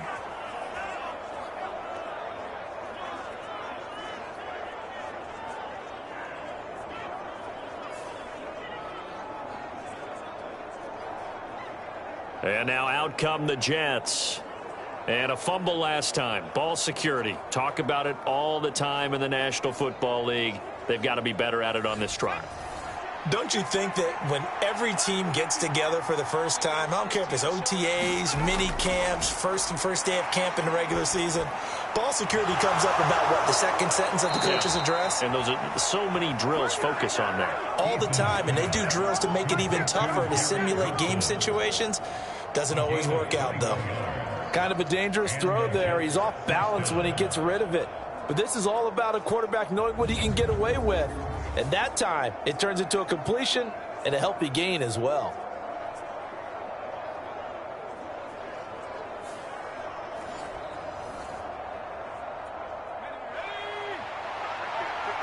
Second quarter action, 2 minutes to go on divisional round weekend. From the 32 now, here's 1st and 10.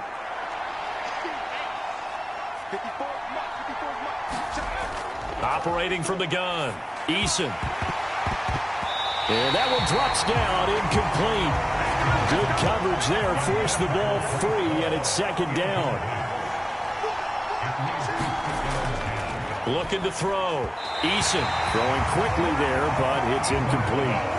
So now 3rd and 10. They had the big play to start the drive, but 2 incompletions since.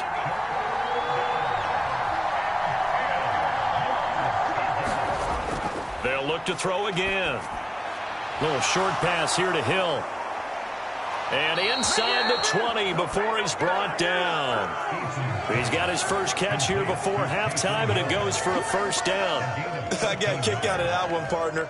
You and I talk often about trying to hide receivers in certain situations, but a guy of his size can't really hide him. But the tight end drag route, definitely an effective way to sneak him across the formation for an easy completion and a first down.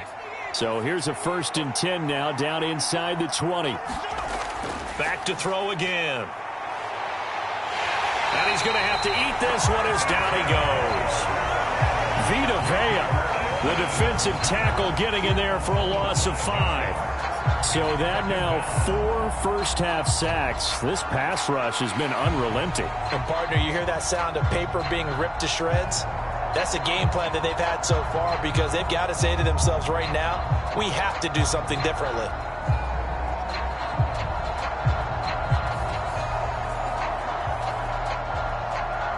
Pass protection has been a problem all night long as they come up facing 2nd and a bundle.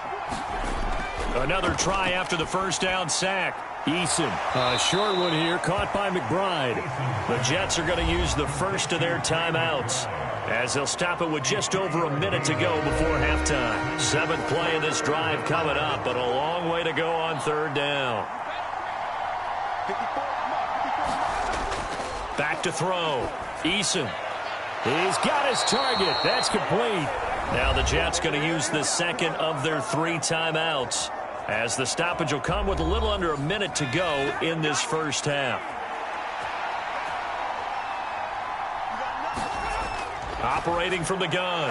Eason got his tight end. That's complete. It's McBride. A minimal gain there on the 8th play of the drive. And let's face it, you can put any Halloween costume on him. You're not going to be able to disguise him because for a tight end of his size, difficult to sneak him anywhere, but that's what they tried to do. Lined up on his right, tried to work his way back to his left, but just a minimal gain as the defense was able to react quickly. 6 yards there off the scramble, but it'll still leave him with a 3rd down.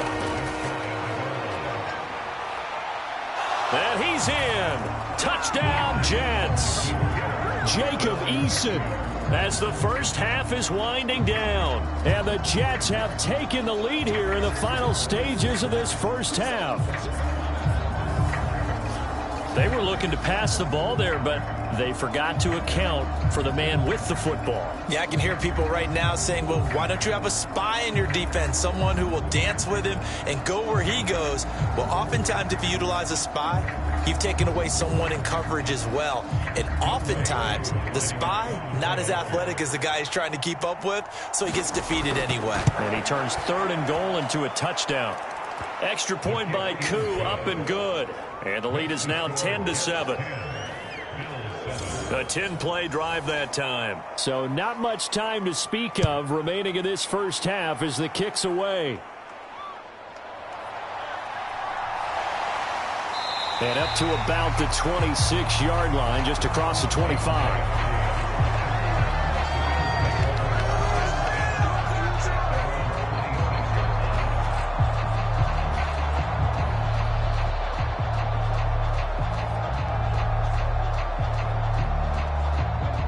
Bills come to the line to start their next drive. And with time quickly fading here in the second quarter, not sure how aggressively, offensively they want to play this. I think we'll find out just how much they trust their guys in this situation if they decide to take a shot. So it's on to halftime in this AFC divisional round matchup as we send you down to Orlando where Jonathan Coachman has our EA Sports halftime report. Coach. Okay, Brandon, this is the second of 4 games this weekend as we narrow the field down to the 4 teams who will meet in the league championship games next Sunday. We'll get back out to you guys in just a moment. But first, let's take a look ahead to tomorrow's other divisional round games in the AFC. And it looks like a good one, as it'll be the Baltimore Ravens squaring off against the Cincinnati Bengals.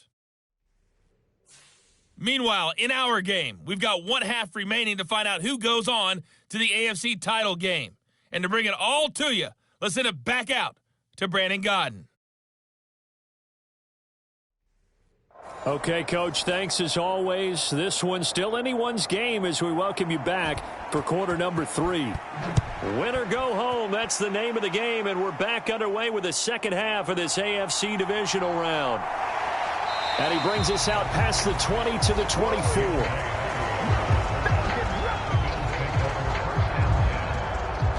The Bills offense set to take over to begin quarter number 3. Charles, it'll be interesting to see what adjustments this offense made in the locker room. Haven't really been able to get anything going offensively, virtually nothing in the ground attack either. So certainly something has to change here in quarter 3. And I'm pretty sure their friends from the defensive side of the ball told them exactly that, because those guys, the stop troops, they've been playing pretty well. They've kept them around in this game. Now they've got some time. The running game struggled in the first half. Opposition knows how to focus on defending the pass here. They've got to re-energize that ground game and maybe open things up for a comeback here in this half.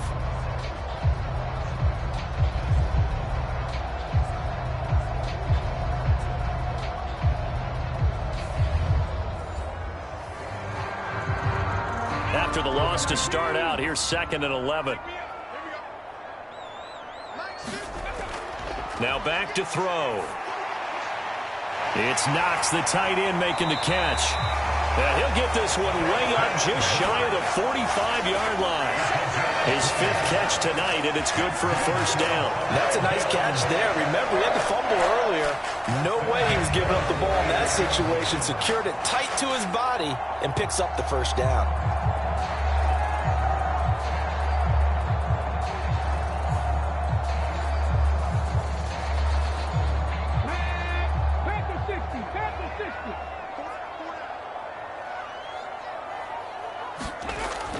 First down, here's the run with Cook. And great blocking downfield as he's got this almost to the 35-yard line. 41 yards on the ground for him now on 9 carries. First downs have not come easy, and neither have runs like this throughout this game. Absolutely not. He finally felt like, whoa, a sigh of relief. We got something going in the running game.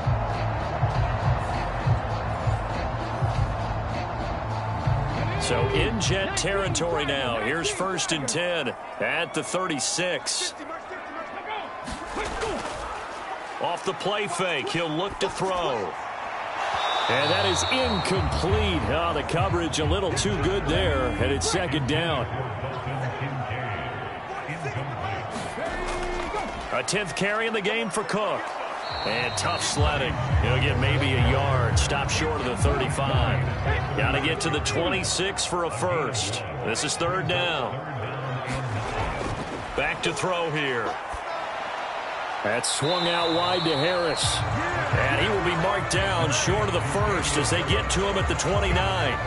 That's good. The completion there for 7 yards. And that's going to bring up a 4th down. Well, it looks like they got what they wanted. They got the completion, but they weren't able to break any tackles or gain nearly enough yardage to pick up the first down.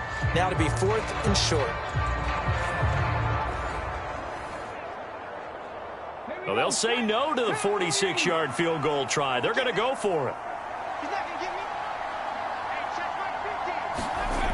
They'll drop to throw.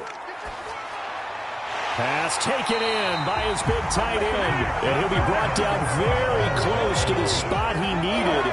And it's going to wind up being enough. Maybe by less than a football, but a conversion nonetheless on 4th and 3. His throw incomplete.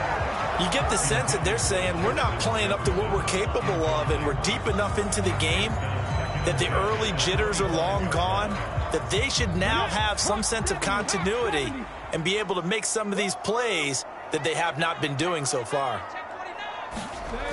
On 2nd down, Cook. And nothing doing. He's immediately taken down at the line of scrimmage.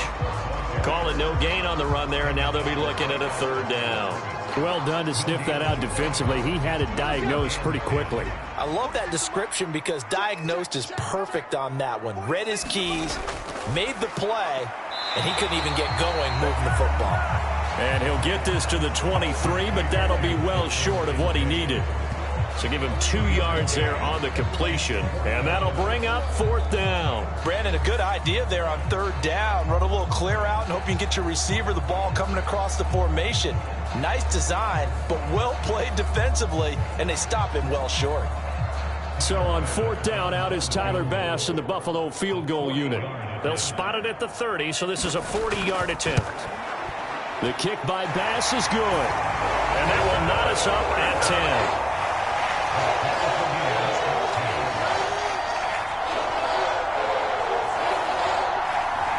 So they come away from this opening drive in the third quarter with only 3, but it does draw them even. Yeah, that has to be job one, doesn't it? A touchdown definitely would have been nice. We know that. But here, you get back on even terms, and now you've got most of the second half to try and get yourself into a position to win.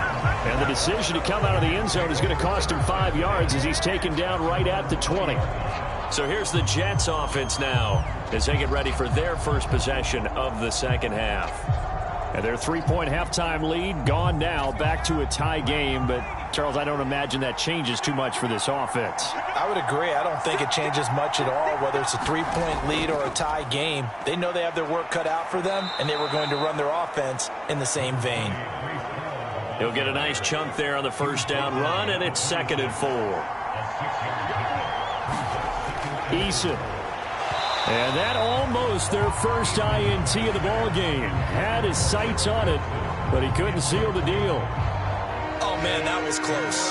The opportunity to change momentum, big play, right in his hands, unable to come down with it. A sigh of relief, no doubt, on offense that fell harmlessly to the ground.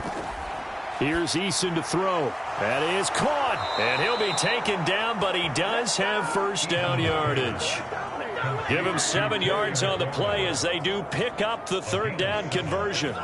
But we're used to seeing the guy that you consider the number 1 receiver double covered. But how about this guy? He's double covered and finds a way to make the play for a first down. That's how you increase your Madden rating, right? No doubt about that at all. And you know something? I think we'll hear about that from him soon. So they'll come up 1st and 10 now from the 33.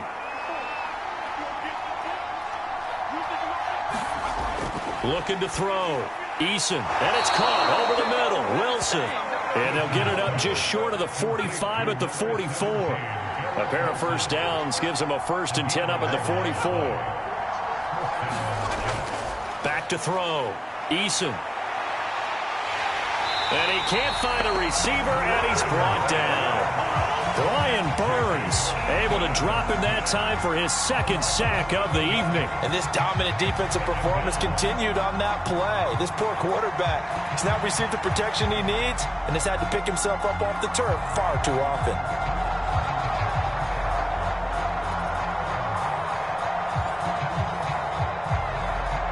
Pass protection has been a problem all night long as they come up facing 2nd and a bundle.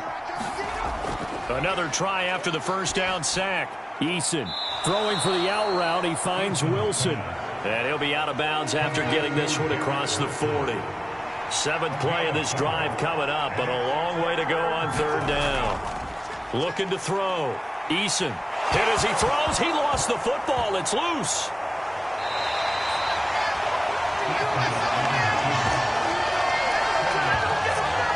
Second time in this game, Charles, the ball has squirted out from his hands. Luckily, his teammate was there to pounce on it. You're right. Got the lucky bounce, able to retain possession.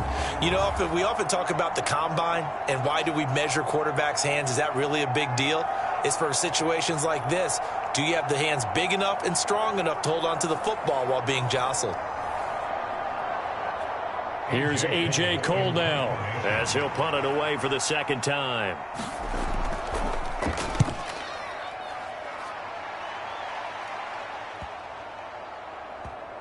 And great special teams work here. This is knocking on the door of the 5. They'll spot it at the 6-yard line.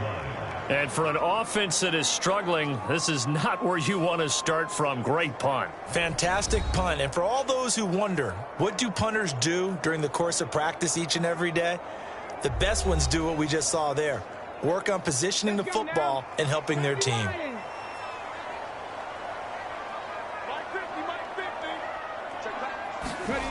They'll try and start this drive in the air. Now throw out wide, going to be incomplete. A great job defensively taking away his receivers, and he was forced to put that one into Lake Erie, but that's what good quarterbacks do. They don't take unnecessary chances if they don't have to. After the incomplete pass, here now is 2nd and 10. On play action, they'll throw. And a penalty flag comes in as that one winds up incomplete, but the contact is going to move the ball well downfield. After the penalty, a fresh set of downs. It's 1st and 10.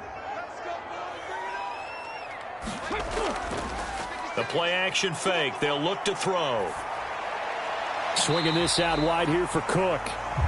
Call it a gain of a yard, and it'll be 2nd down.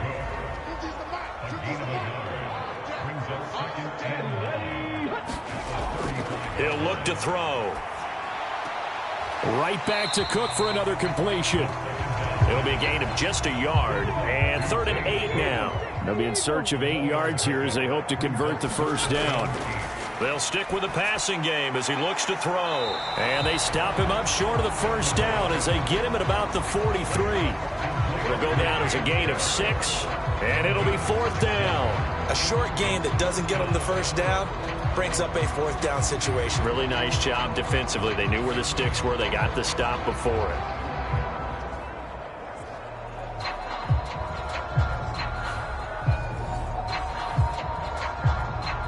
Here's Sam Martin now as he'll kick it away for the 2nd time. His first punt, 45 yards. This looks good as well.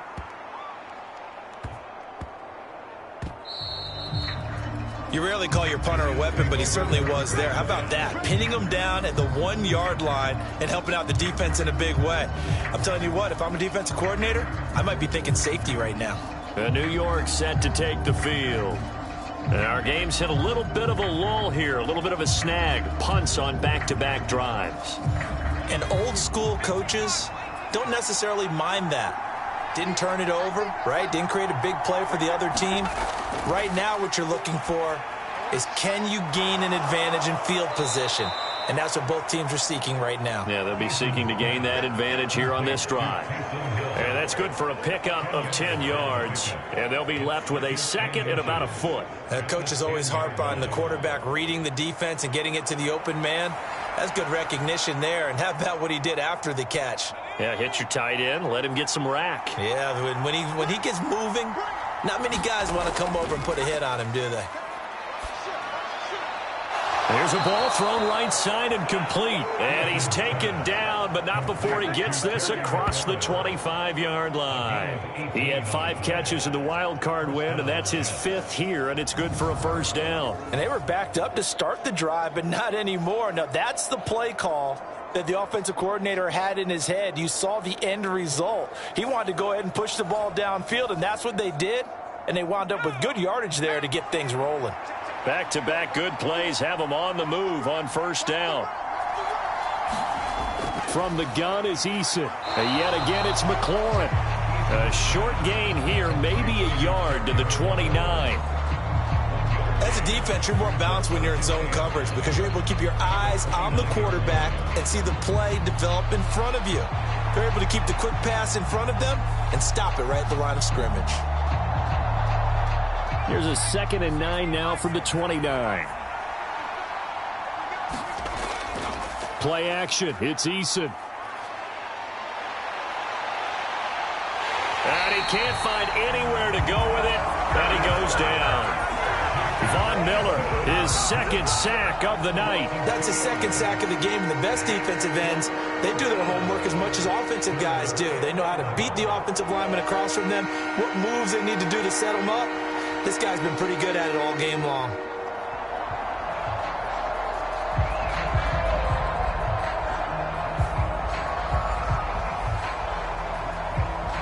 Tough spot here. 3rd down and 11. Operating from the gun. Eason throwing the out route incomplete. It's Wilson. And they'll get him down about 3 yards short of the first.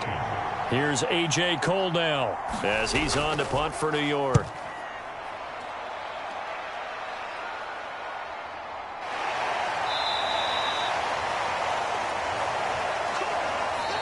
One quarter remains for the right to advance to the AFC title game. We'll return with more after this break. You're watching the NFL on EA Sports. Buffalo offense ready to go for their next drive. And as a fan of the NFL, not much more you could hope for in this divisional round matchup. Tie game, fourth quarter. A lot of these fans with their hearts in their throats waiting to see what happens here. Here's a 2nd and 5. He'll drop to throw. Working the middle here. That's complete to Knox, the tight end. And down he goes, but he takes it up to the 40. 7 catches for him now, and this last one, a first down. And partner, in a tie game in the fourth quarter, you and I both know in the NFL, that's when you lean on your stars, and he came through with a nice catch right there.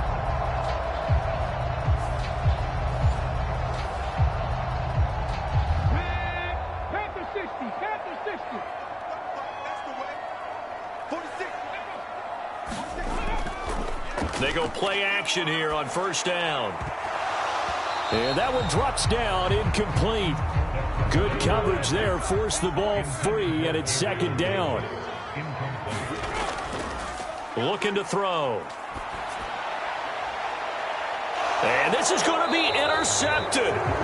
Sauce Gardner picks it off, and the Jets are going to have it here as they'll start at their own 24-yard line. And we say it often, Charles, but not all interceptions are created equally, and that is a big one here in a tie ball game in the fourth quarter. And, Brandon, when games are this close, it usually comes down to the team making the fewest mistakes, and that was one of our mantras back at Tennessee. Coach Mays used to say all the time, the team making the fewest mistakes will win. You've got to cut those down to give yourself an opportunity. Jets offense coming up now to start their next drive. And the question, can they turn that interception into points? A tie game for the moment in the fourth quarter. Here's a pass swung out left to his running back. He'll be brought down on the 30-yard line after a gain of 6. Ball on the 30 now. Here's a 2nd and 4. Straight ahead is Hall. And tackled down after a gain of 3. Leaves him with 1 yard to go on 3rd down. That's some good tackling there to keep him short of that yellow line. Yeah, and defensively, all I'm thinking is that on that play, get me to 3rd down. Get me into a position where I can make one more play and get my defense off the field. The Jets on 3rd down. They've converted 6 times and could use a 7th here. They're up against a 3rd and 1 situation. Able to find the open man. That's complete. And he is going to have a Jets first down as they're able to get the 3rd down conversion. Many different ways to create space, but on that play, he did it with that big, wide body of his. Didn't get a whole lot of yardage on the play, but it did what it was supposed to. Pick up a first down.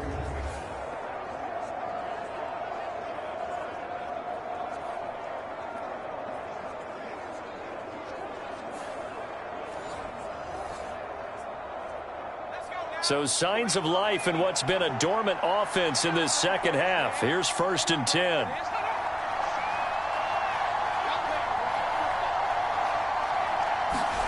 Eason sets to throw it. Little short pass here to Hill. So the completion good for 7 there. And it's 2nd down.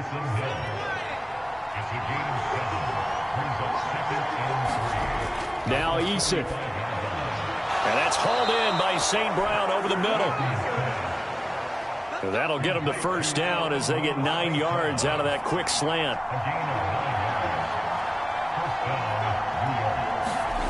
Throwing is Eason. Throw right side going to be caught by Hardman. And he'll go out of bounds right around the 40.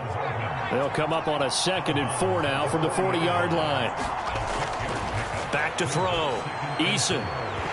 And that falls to the ground, incomplete. A nice job of bodying him up defensively. And now it brings up 3rd down. Eason going to throw it out of the shotgun. And that'll be caught by St. Brown. And he is going to have a Jets first down. They needed 4. He doubled that. He wound up getting 8. Well, we always hear about the connections some quarterbacks have with certain receivers. I think this guy has a connection with just about everyone. Didn't mind throwing it in there against double coverage to him. Shows some confidence, supreme confidence. Big-time confidence that he would make the play for him, and he did. So they'll come up 1st and 10 now from the 33.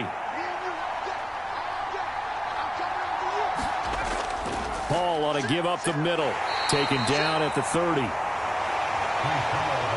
That's just a pile of bodies there, and that's when you kind of find out who's a tough guy, right? Who can stand up and make a play. It was only a 3-yard run, but for both sides, they had to walk away from that feeling like, okay, I can stand up when the going gets tough in here. 44 yards rushing now on 8 carries for him so far. But they're getting ready to go to work now in prime real estate after that last run. Found his spot and picked up nice yardage, didn't he? And now he's got him knocking on the door of the red zone.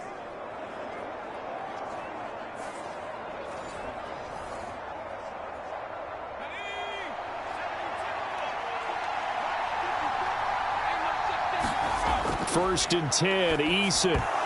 And oh, that nearly their first pick of the game, but it falls down to the ground incomplete. Now a 2nd and 10. Looking to throw. Eason.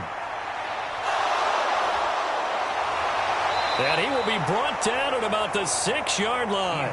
The escapability in evidence there as that one good for 15 and a first. From here on, any score could be the winning one, and he is certainly aware of that. Look at the way he locked in on that marker and made a mad scramble to get to it for the first down.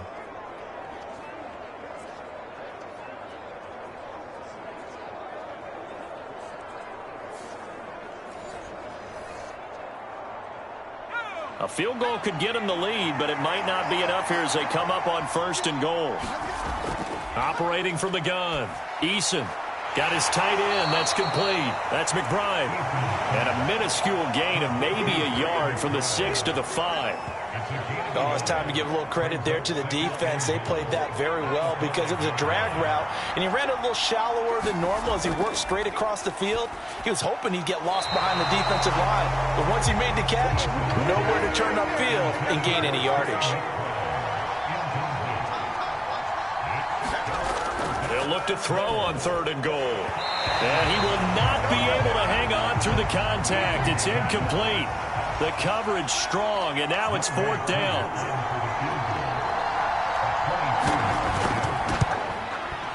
Koo knocks this one through the post, and they will take the lead at 13-10.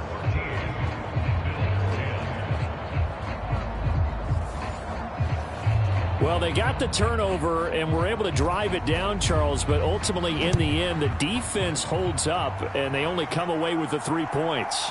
Yeah, they gave up a lot of ground, but when they had to, they settled in and prevented the interception from leading to 6 points. Because you never want to see turnovers turn into any type of points against you, but better to give up 3 than 6. Buffalo offense back out ready to go. And this certainly a key moment in this game, trailing by 3, 4th quarter with a spot in the championship game next weekend on the line. Trying to shake off the interception. He'll look to throw. And the Jets pressure too much as down he goes. C.J. Mosley just would not be denied. That's a loss of 7. And we all know how talented this guy is, who's calling the signals for him. But even the best in the game, they can struggle against a good, cohesive zone coverage. Can't find a gap in the secondary quick enough, and he ends up taking a sack.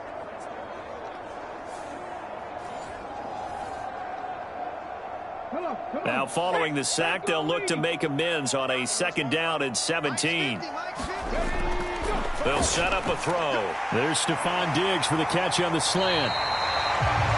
They'll wind up getting 10 back as that sets them up for 3rd down. So 7 yards from the first down here as they come up to the line of scrimmage. On 3rd down, he'll drop to throw. And that is incomplete, but a penalty flag coming in. This could be a 1st down.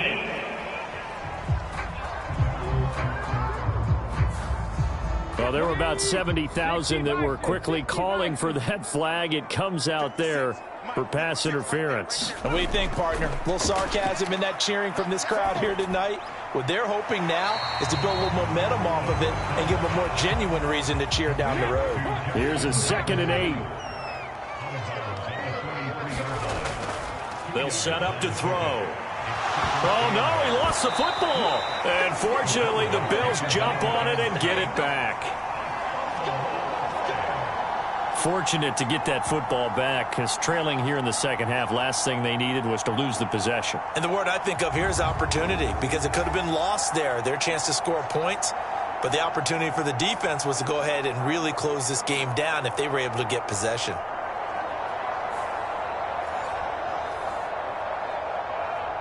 So possession still theirs, but now they face a third down.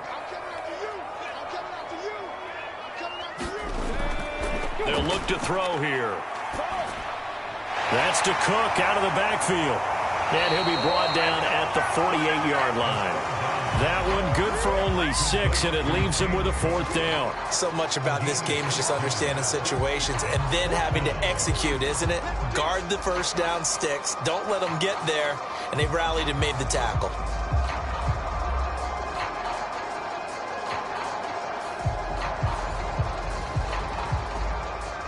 Here's Sam Martin now as he's on to punt for Buffalo. Averaging over 50 yards a punt so far as this one's away. And now where will the side judge stop his walk? That's the question. He says it crossed out of bounds at about the 17-yard line. And New York set to take the field. And they had a long drive last time, but they had to settle for a field goal, and I'm sure that's how it felt to them, settling. They probably should have gotten in the end zone. And not out-and-out joy, right? Because that's what you get when you put the ball in the end zone. But there are benefits to that type of a long drive. Your defense... Oh, now he's stripped. He lost the football. And the defense says they have it. They do. One play into the ball game, an early turnover. Well, partner, here's where team football gets tested a little bit, because I know the defensive guys were over there chilling on the sidelines, and all of a sudden, they heard the sudden change call because that fumble puts them right back on the field, and they've got to go out and finish the game now themselves. Absolutely. Nursing that slim lead here in the fourth, a costly turnover.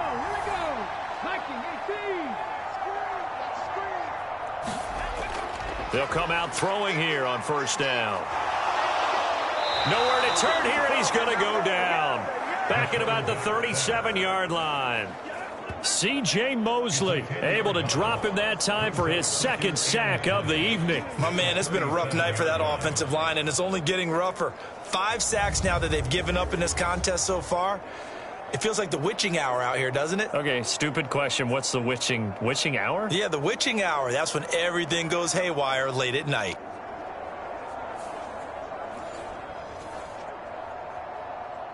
They'll come up now. This is 2nd and long.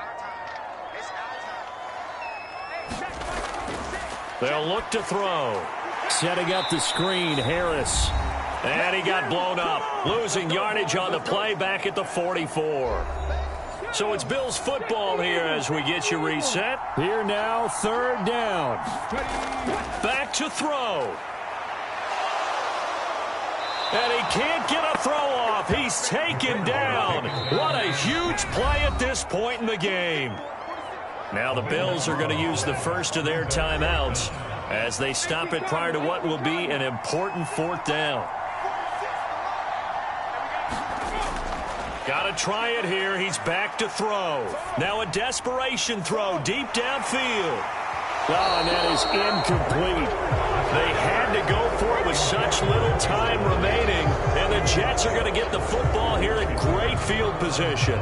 So now let's reset here, Charles. They do have 2 timeouts left, so they can stop the clock twice. This one's not quite over yet. No, and what you're doing on defense, you're going to use both timeouts, obviously. But you've got to call defenses are going to force the issue early, meaning you want that play over fast. You don't want to give them time to dance around in the backfield or run a wide sweep that'll take off time. Blitz them, put pressure on them, make sure that play ends quickly so that you can go ahead and keep moving. Now the Bills will use the second of their timeouts as they'll get it with just under 90 seconds remaining. He's going to get it again. Just looking to get forward and protect the ball. The Bills are going to go ahead and use their final timeout as it comes with 1:25 left to go in the contest. The line to gain is the 33 on 3rd down. Back to throw. Eason. And he can't get a throw away. He's taken down. Gregory so. In there to get him for a loss of 3, and it will be 4th down. This is a little hard for me to compute because I'm watching sack after sack happen, but somehow they're still behind in the game. I would expect all of this defensive pressure to translate to them taking a lead, and thus far, it hasn't happened. Time's winding down. They don't want to waste this type of performance from these ace pass rushers. Here's A.J. Cole now as he's on to punt for the 4th time tonight. And no return possible here as they angle this one out of bounds.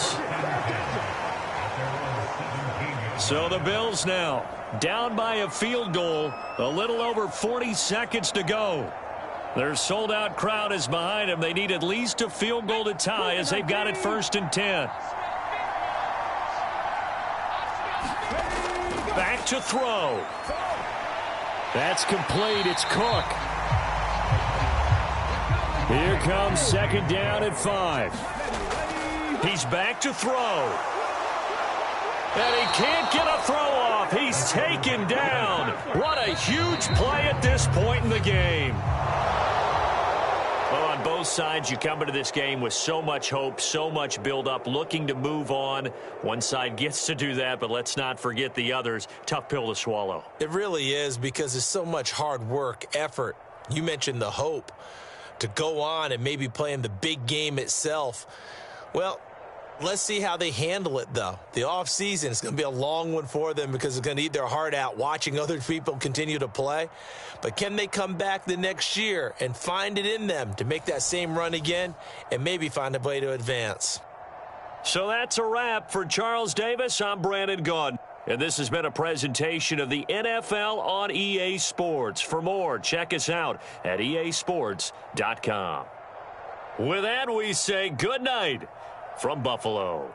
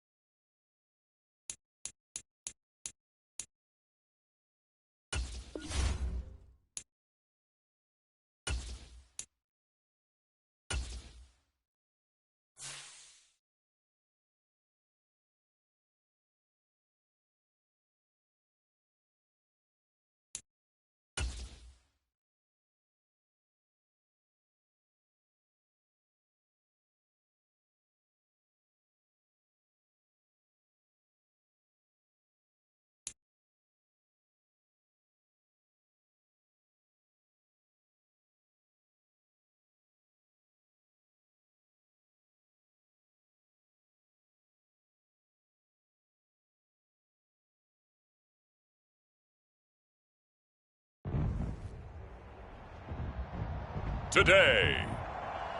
From Lincoln Financial Field in Philadelphia, it's the NFC Championship game.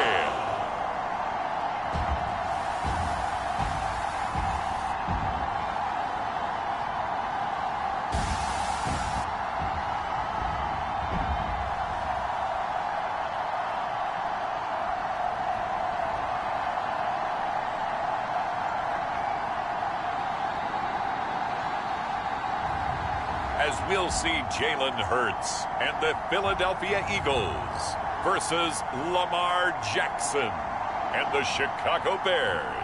Just north of the Delaware Expressway and east of Broad Street, we find ourselves at Lincoln Financial Field in South Philly. Coming up, a battle to represent the NFC in this year's Super Bowl, and we've got a potential classic in store, as it'll be the Chicago Bears taking on the Philadelphia Eagles.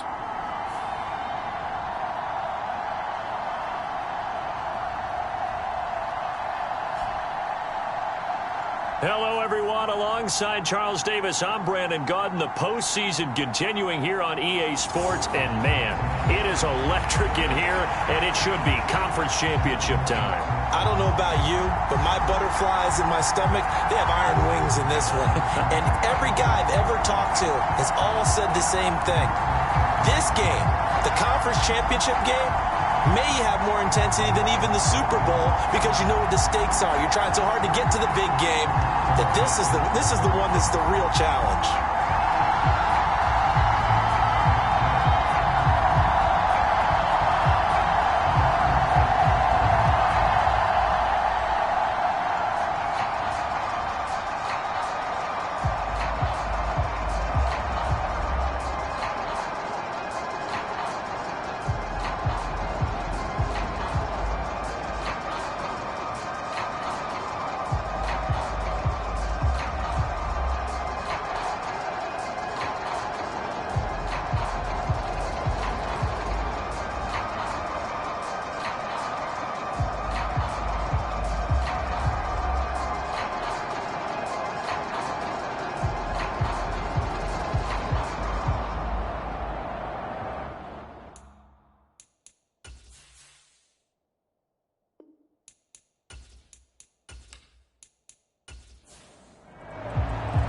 The winner here, of course, a trip to Las Vegas for Super Bowl 58. Not a bad prize as we are underway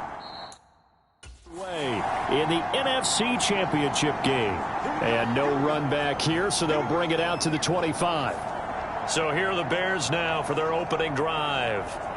They'll be led out by a former most valuable player in the National Football League, the always dangerous Lamar Jackson. And we can talk all we want about football being a team game and leaning on different parts and aspects in order to get it done.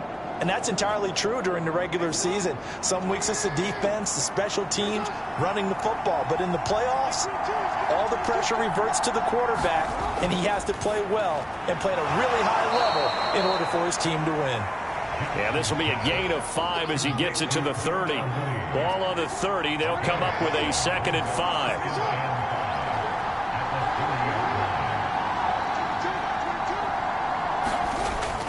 They go play action with Jackson. That complete. Hits Tyler Scott with it.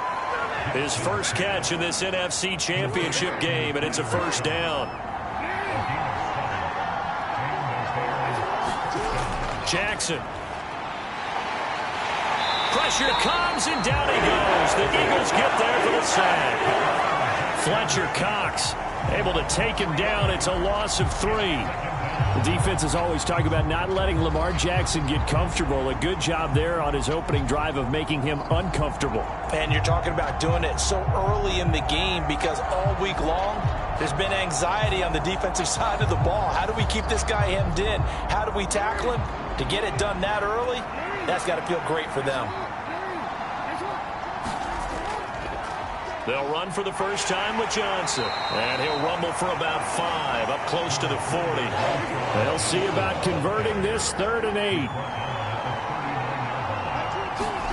Jackson now. And he's caught on the sideline, but he's not going to have a first down. They say he was out of bounds, so a big call there. That brings up fourth. And here's Morstead now as he sends this one away. That'll be a 41-yard punt, just 1 yard on the return. And it will be Eagles football, 1st and 10. Philly's offense getting ready, and Jalen Hurts ready to lead them. The second-round pick who started his career at Alabama, then finished with an electric senior season at Oklahoma. Tremendous production in college at 2 different universities, and this is a guy who was a finalist for the Heisman Trophy.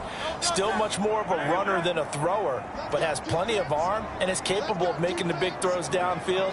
And don't underestimate his ability to think the game. Remember, he's the son of a coach. He'll get this off to Swift. And able to get this across the 20 before going out of bounds. They'll give him 4 yards there, and that will bring up 2nd down.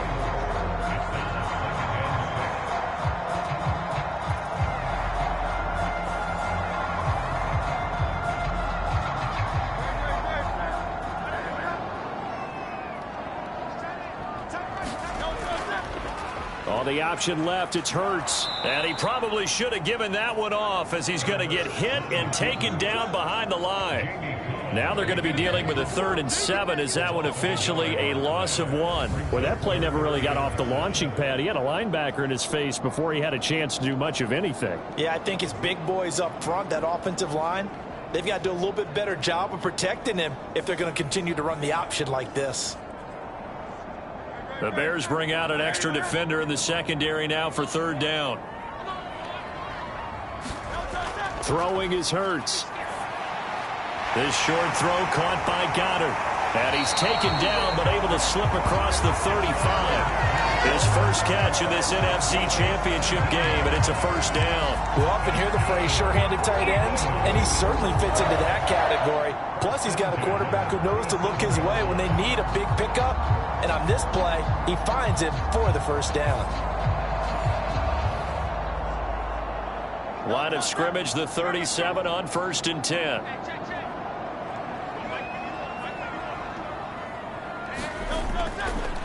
They'll run for the first time with DeAndre Swift. And he'll be out of bounds after getting this one across the 40.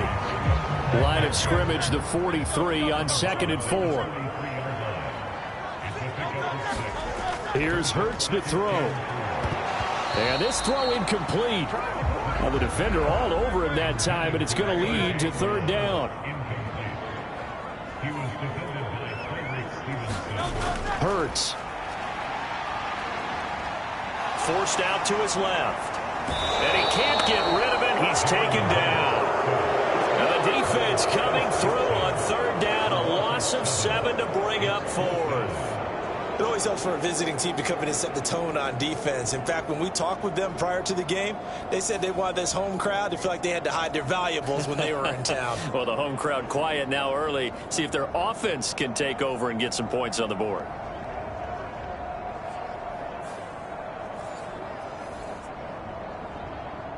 Here's Aaron Sipos out now to punt on 4th down.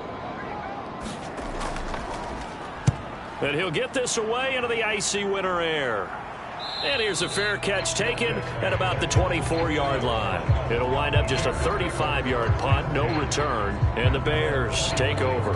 Chicago works their way back onto the field here for their 2nd drive of the game. The crowd may be losing just a little bit of the edge after back-to-back punts. They want some big plays. They want to see some offense. They want to see somebody break away, whether it's through the air or on the ground. Now it'll be interesting to see where the patience is on both sides. Each head coach, can you hang in there and not try and force something that could put your team in some jeopardy? Here's Johnson again on 2nd down. And they take him down, losing yardage back at the 27. It'll go down as a 2-yard loss, and it brings up a 3rd down. Sometimes you just sit back and marvel at what he can do defensively. Speed, strength, quickness, he's the whole package. And that package just wrapped up the runner for a loss.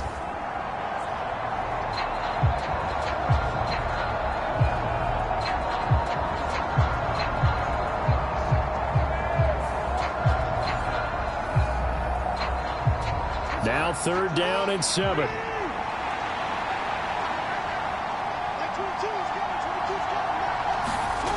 To throw is Jackson. Screenplay, Johnson. Good contain, no gain on the screen, and it'll bring up 4th down. And I know that one didn't work out the way they thought, but I don't think it was a bad time to call this play. You're thinking on 3rd down, you might possibly see some pressure. You might see a blitz. So they tried to set up the screen, but that one was well read, and they stopped him for no gain.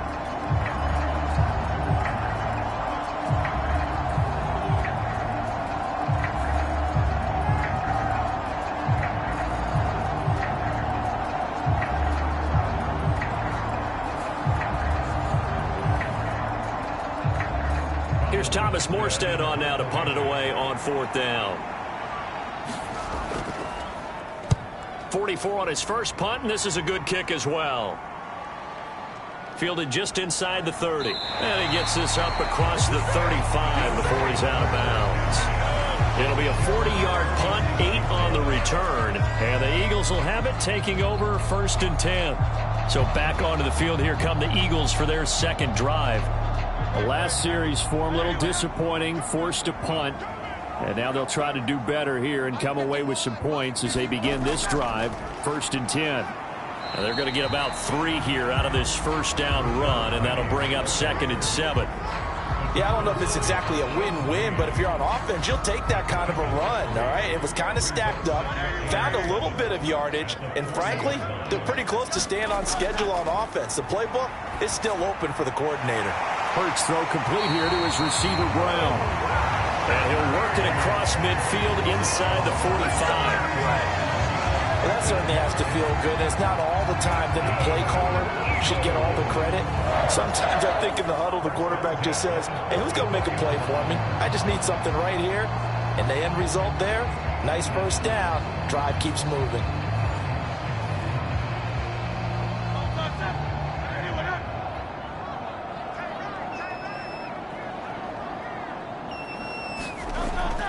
Penny, a 1st down carry. And he's going to be met at the line of scrimmage and taken down. So after the run for no gain, here's 2nd and 10. Play action. Here's Hurts. Pressure, and he's taken down. A Bear sack. Multiple players getting home there, and it's a loss of 2 on the sack. Well, on that one, they go with a play fake, CD, but I don't think anybody really was fooled. All eyes were fixated on the quarterback, and they got him to the ground. And to run this play successfully, you've got to make sure that everyone is doing their part. You actually have to sell this play. You've got to sell the run action. Otherwise, why do you stop at the running back? You just run straight for the quarterback and put him on the ground. Hurts sets up to throw it. And this pass broken up. Excellent coverage there on 3rd down, as that was not an easy one to hold on to.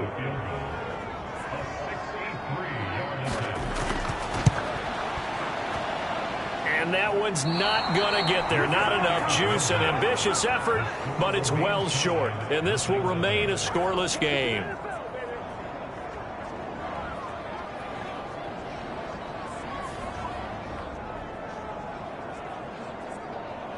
And now the Bears coming out as they get ready. We've seen both of these offenses still sort of in that figuring things out phase, but I suspect some action on the scoreboard soon as they start out here 1st and 10. Well, now they'll start 3 yards shy of midfield after that long 57-yard miss. That would have been from way downtown. Pretty big roll of the dice, and he comes up a bit short. Yeah, you knew when you saw the holder setting up on the other side of the 50 that this was going to be a long shot. But to me, there's really no loss here because you've shown confidence in him. Kicking it from a long distance, that'll pay dividends. And the miss, you can shake that one off. He wasn't likely to make it in the first place. His first catch in this NFC Championship game, and it's a 1st down. We've seen quite a bit of the short passing game here early on 1st quarter, haven't we? We have, and I think it works a couple of ways for this team because, number one, you throw the short game until they stop it. And if they're not going to stop it, you keep throwing it, and occasionally you'll break a tackle and turn it into a bigger gain. Also, if they start to creep up, start to pressure receivers, now you go over the top, take it deep, and now you get some of those big shots downfield. The improv on the scramble there gets him 6, and it'll be 2nd down. This early in the game, it's all about making steady progress downfield, hoping to lead to early points. And you can do it with your actual play calls or sometimes something a little more improvised, as we just saw there. On second down, Johnson. And he'll take this down just shy of the 25-yard line. In search of 4 yards here to pick up the first down. From the gun on third down, Jackson work in the middle of the field, and he's got a man complete. And he has another first down as they'll get the ball down to the Eagles' 15-yard line. A strong pickup of 11 keeps their drive alive. And that's well executed there on third down, and I love the confidence that they had to let their tight end try and find some space in the middle of the field, right in their quarterback's line of vision. And QBs love to make that easy throw, and they hooked up there for a first down. Line of scrimmage, the 15. It's 1st and 10.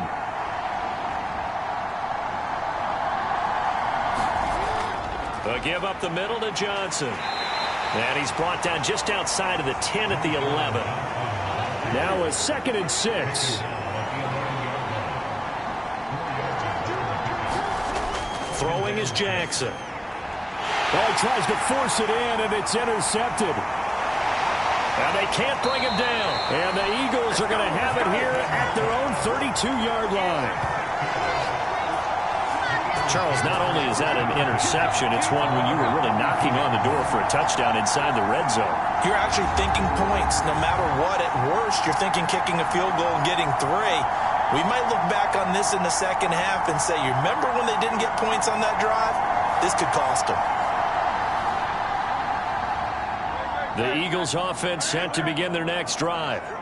And, partner, I know so far, and we're still in the first half, but you love this game as a defensive guy. 0-0. We'll see if the offense can get going on this drive. Well, you know how they talk about music to your ears? How about what it does for your eyes when you watch something like this, right, where these teams are locked in and going at it, no points going up on the scoreboard? I'm loving it. You're exactly right. Well, switch over, though, to an offensive mindset for a moment. What do they need to do here to get on track and get some points? Well, I think a couple of ways. Number one, you pull out something that maybe they haven't seen before. Coaches always talk about unscouted looks. Maybe you give them something that they haven't seen on tape, and now you shock them that way. The second, run your basic playbook, but run it so well that you give your skill position guys a chance to make big plays individually. On first down, he'll drop to throw. Got him in. It's Brown. And he's able to get this one down to the 40-yard line. Philadelphia picking up the first on a gain of 15.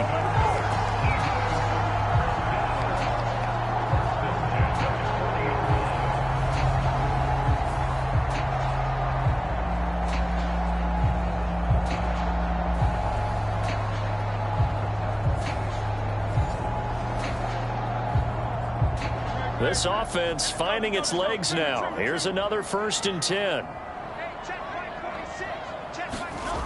Throwing from the gun, it's Hurts. He gets it to his running back, Rashad Penny. And the result here, a pickup of 8. Leaves him with 2 to go on second down.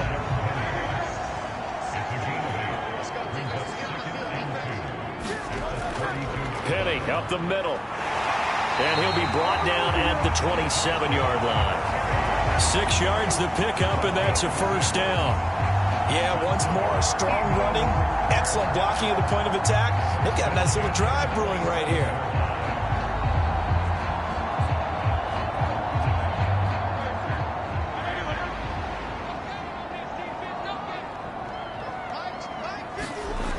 On first down, Hurts. He finds his tight end, Goddard. That's complete. This will be stopped about 2 yards shy of the marker. 8-yard gain, 2nd and 2. Nice rhythm throw there on first down. He located his tight end, made it a nice easy pitch and catch. Hoping he can break a tackle or two. Wasn't able to do that there, but still good yardage. 2nd down, here's Hurts. That's caught by Penny. And they work this near the 5. He'll be stopped at the 6. A solid pickup of 12 yards, and now they're knocking on the door. Another catch for him there on this drive, Brandon, and it looks like they're going to utilize him out of the backfield any way they can. And that time they pick up a first down. So now on defense, do you assign a man to him and try and cover him? Hurts fumbles it.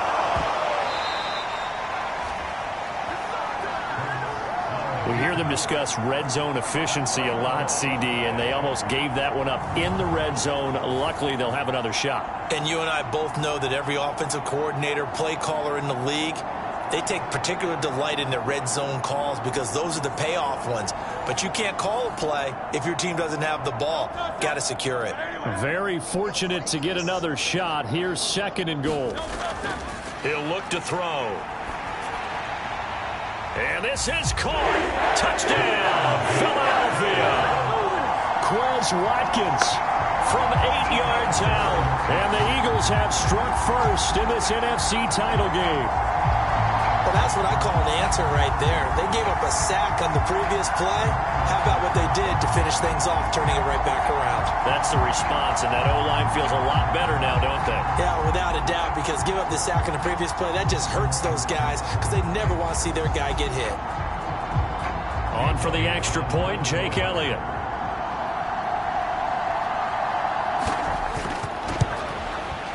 He's got it, and the Eagles lead at 7-zip. A good drive that time as they go 9 plays in all. The result, Philadelphia in the end zone. Now after the touchdown, here's Elliott on to kick it away. And he won't return this one. He'll go down to a knee, and they'll start at the 25. And now Chicago getting ready to go as they take the field. In a close game like this, Charles, those interceptions like they had on the last drive could be costly, but here they've got another opportunity to seize control of this game. And they'd better take advantage of it because otherwise, if they end up losing by 1 score, they'll relive this over and over and over until they have another opportunity to wipe it away. And this will be a gain of 5 as he gets it to the 30. Ball on the 30. They'll come up with a 2nd and 5. Jackson, option right.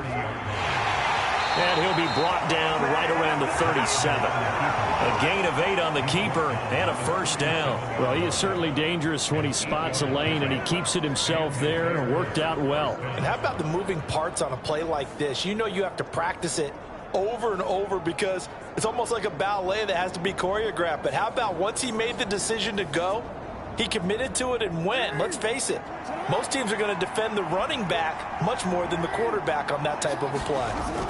Throwing on first down, it's Jackson. Eagle pressure, too much this time. Down he goes. He couldn't get rid of it. He takes a sack for a loss of 6 to bring up 2nd down. He found his way into the backfield, and he simply would not be denied. Well, they say that life's all about opportunities, and that holds true when you're playing defense as well. How about him seeing that chance, making the most of it, did a great job of wrapping him up and bringing him down. Work to be done here on 2nd and 16 after the sack. Here's Jackson to throw. Looking left side, and he's got a man. That's Scott. And he has another first down as they'll get the ball down to the Eagles' 45-yard line. 23 yards the pickup there. Now that was pretty. They executed that curl route versus zone coverage, and that changes things a little bit because against man, it's often a tight curl, tight, sharply run route. Against zone, you're just looking for that open spot, that dead area, so you may curl it a little bit wider just to get to that place. And usually a tight window. He fired a bullet in there for the completion.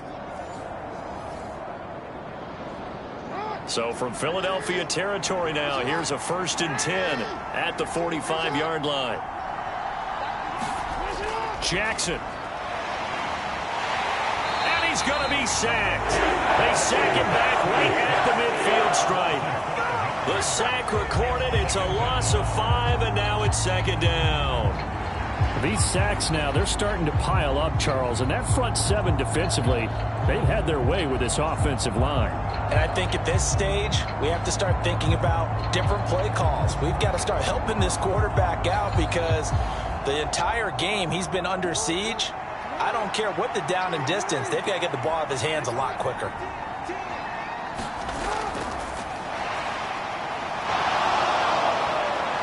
And he'll go down shy of the 40 at the 41.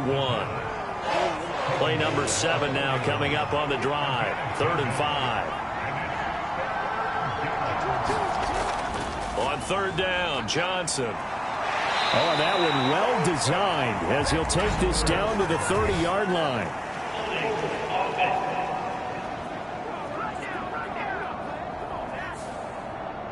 And this 3rd down looking very tough after the holding penalty. 3rd and long. Now it's Jackson. Pass to the sideline and pulled in. And he takes this just a few yards shy of the red zone before going out. That was no 3rd and 2. That was 3rd and 16, but they get the conversion anyway. And now at this point in the first half, you've got to realize as an offense, you're not going to get it all back in one fell swoop. This is going to be about sustained drives and making sure you finish with points. And that's a good throw there for a first down. They'll throw on first down with Jackson. Claypool with another catch. Call it a gain of 6 on the play, and that'll make it 2nd down.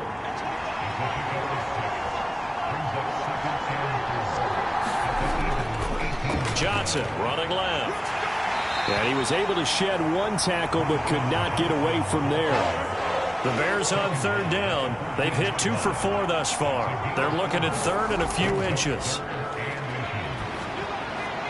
He's got his target. That's complete. And the Bears are going to be set up with a 1st and goal as they get the conversion there on 3rd and inches. A very important 3rd down conversion right there, because when you're trailing and find yourself this deep in enemy territory, the kicker's not even part of your thought process. You got to make it pay off with 6. Nice connection right there to set up 1st and goal.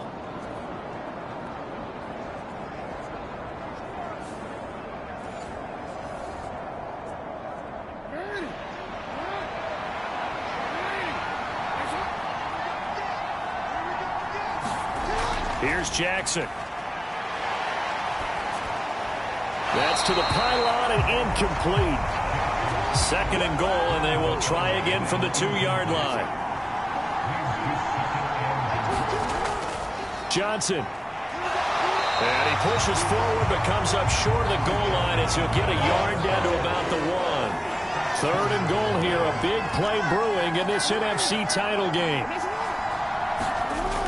Now Jackson. Oh, and his early struggles continue. Here's another one intercepted. Picked off by the linebacker, Miles Jack. And the Eagles are going to take possession here at their own 3-yard line. A turnover's obviously, Charles, always costly, but man, when you throw those interceptions in the end zone like that, it really stings. He tried to fit that one into his tight end, and I often use the expression NFL open, which means a tighter window. Down near the goal line, you really want him to be open. In this case, it cost him. They show run with 3 tight ends here on first down.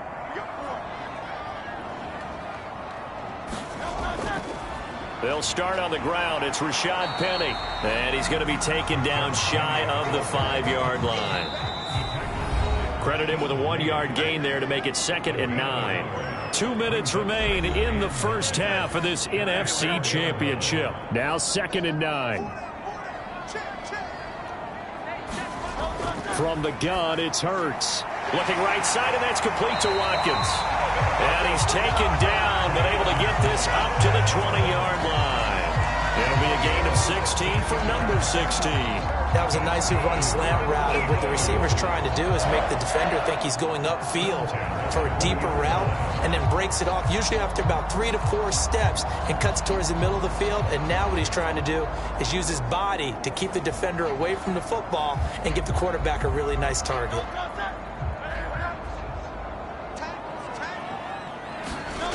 On 1st and 10, it's Hurts. They set up the screen to Penny. And he's going to get 7 out of this before being taken down at the 27. And good yardage there on first down, because sometimes all you need to do on the screen is get one key block. That might set your man free, and that was pretty good pursuit to the football defensively, or it could have gone for more. Operating from the 27 now. Here's 2nd and 3. Back to throw here. And this one incomplete. Too much contact to hold on to that one, and it's 3rd down. Again, he'll drop to throw. And this is going to be incomplete. Aaron Siposs on to punt as he'll get this one away now.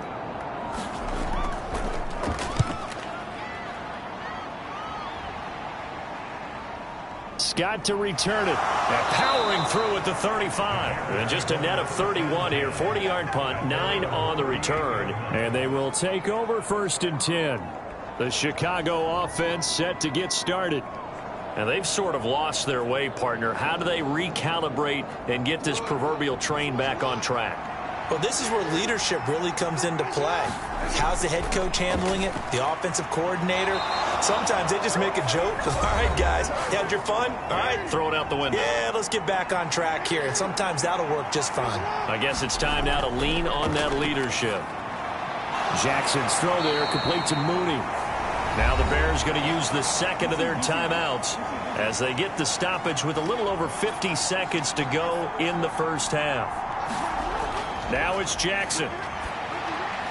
He'll drop this down to Johnson underneath. And he'll go down shy of the 40 at the 41.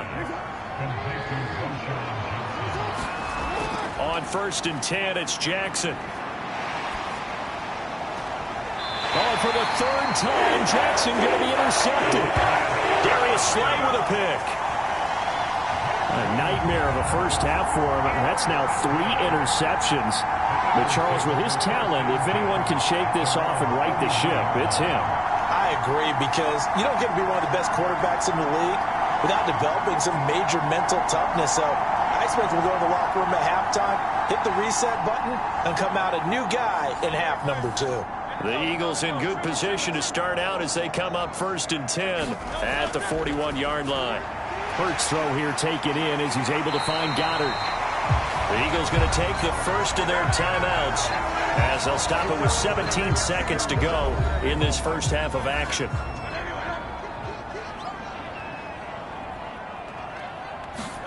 They'll throw on 1st down with Hurts. He delivers another to Goddard, complete. And this will leave him a yard short. Nice pickup of 9 yards on 1st down. So we've reached halftime here in the NFC Championship as we'll get you down the coast to Orlando for Jonathan Coachman and our EA Sports Halftime Report. Coach. All right, Brandon, thanks. As always, one half remains in the battle to see who will take home that George Halas Trophy and represent the NFC in the Super Bowl. We'll get back to you guys in just a moment. But first, time to look ahead to the AFC Championship coming up later today. And it should be a great one as well, as it'll be the Baltimore Ravens taking on the New York Jets, who are trying to get to their first Super Bowl in more than half a century. We just watched a fine first half out of the mobile quarterback, that's Jalen Hurts. His touchdown pass is the only score of the game thus far, as his guys hold a 7-0 lead to this point.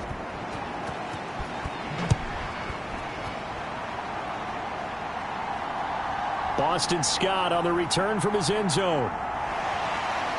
And he'll be stopped right around where he would have been had he gone down to a knee, maybe a yard shy of there at the 24. Out come the Eagles now as they'll go on offense first here in the 3rd quarter. And I think here with the lead, CD, they have to resist that temptation of kind of looking ahead. Would you agree? Absolutely, I would agree, because they know the stakes. They know the winner of this game goes to the Super Bowl. And this one, it's far from over. They were the better team in the first half, but they do know that they're facing their toughest opponent of the year. And they've got to be prepared for them to fight it out all the way and add a few extra wrinkles in the second half as well. They need to stay on guard. This is complete to Watkins on the slant. And he'll be tackled right on the chalk of the 45. It's a first down, his 4th catch of the game after having 3 in the first half.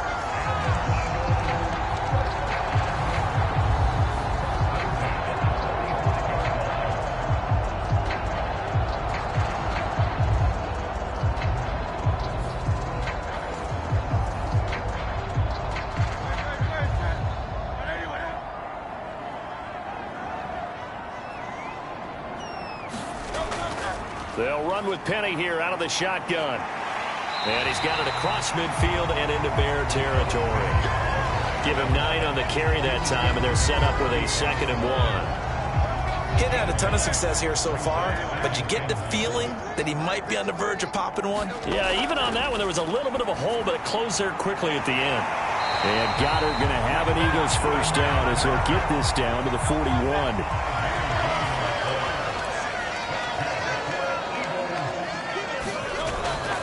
Inside handoff, Penny. And he'll take this one down to about the 40. Just a yard on the first down carry, so it's 2nd and 9. They're going to look to throw. Firing quickly, but it's incomplete. First down marker at the 31. It's 3rd down. He'll look to throw.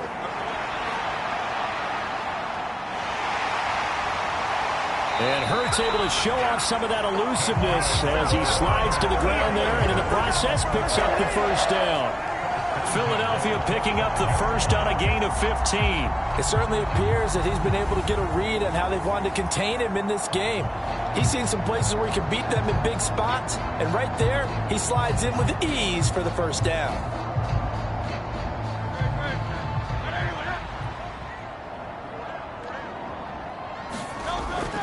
From the gun, a give to Penny. And he'll take this ahead for about 4. 2nd down coming up.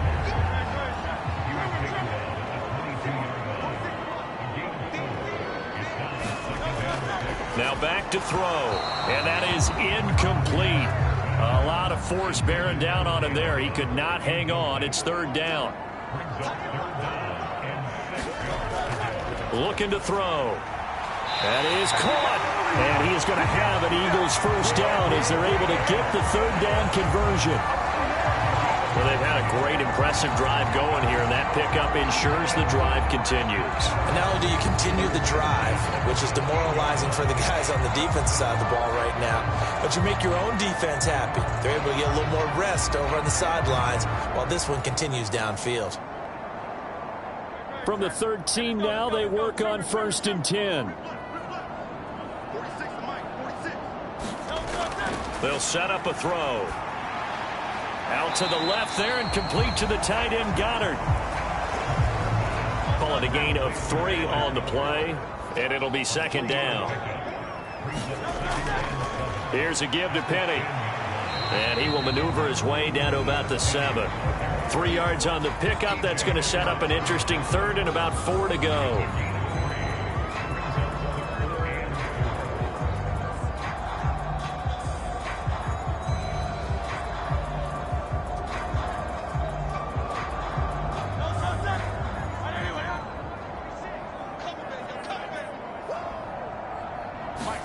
Throwing is Hurts.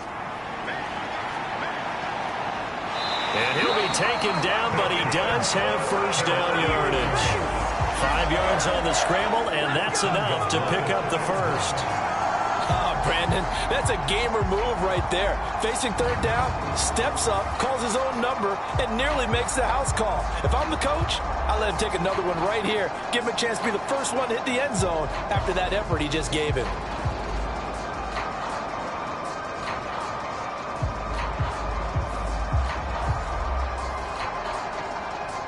So another 3rd down conversion, and now they've got a 1st and goal.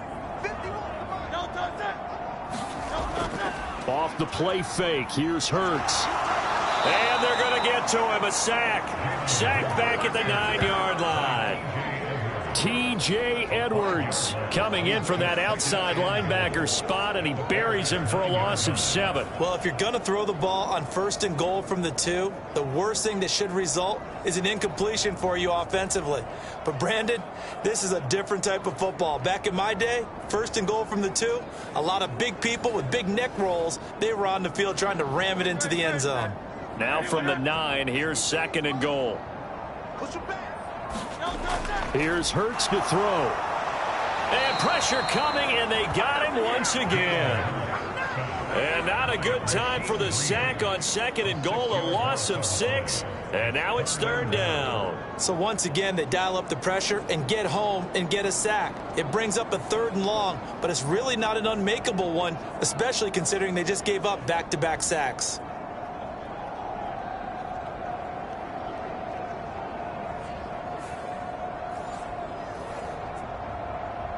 2 straight sacks have them backed up now for a 3rd and goal.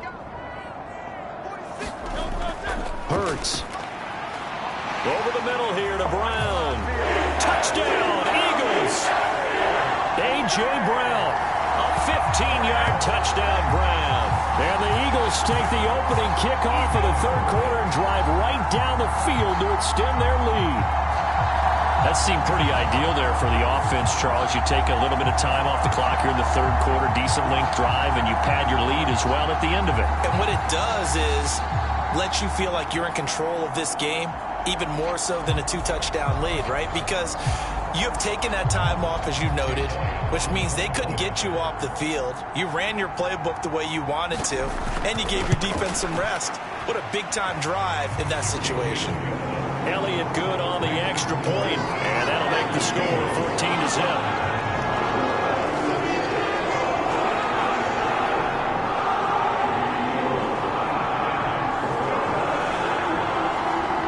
After the touchdown, here's Elliott on to kick it away. And he'll just sit on this one as their drive will start at the 25. So here are the Bears now as they get set for their first possession of the second half.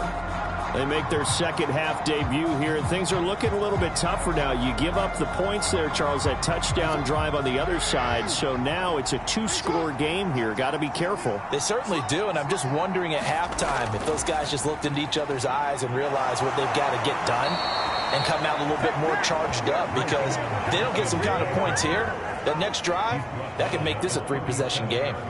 Right off the bat, it's a first down to start the drive, 12 yards. I'm okay with the call there. In fact, I actually like it. I know they're down a couple of scores, but the running game worked in that situation. I would continue to go in that direction.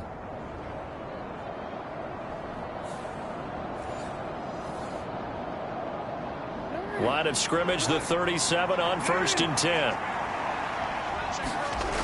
To throw is Jackson. That's complete to Mooney. And this will be stopped at the 44. That one good for 7 yards. 2nd down and 3. Jackson from the shotgun. There's Mooney with another catch. And Mooney going to have a Bears first down as he'll get this up to midfield.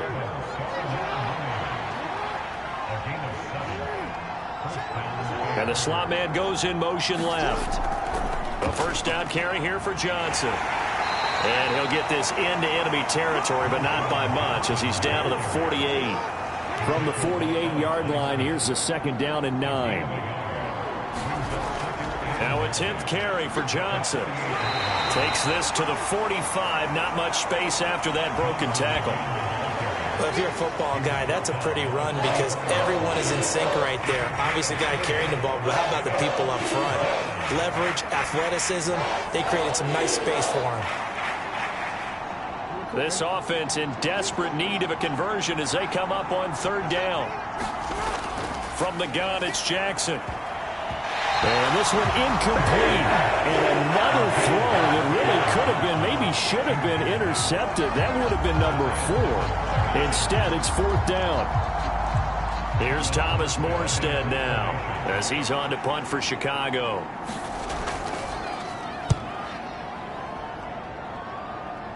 And this will be out of bounds, and they spot it at the 15-yard line. Not too bad.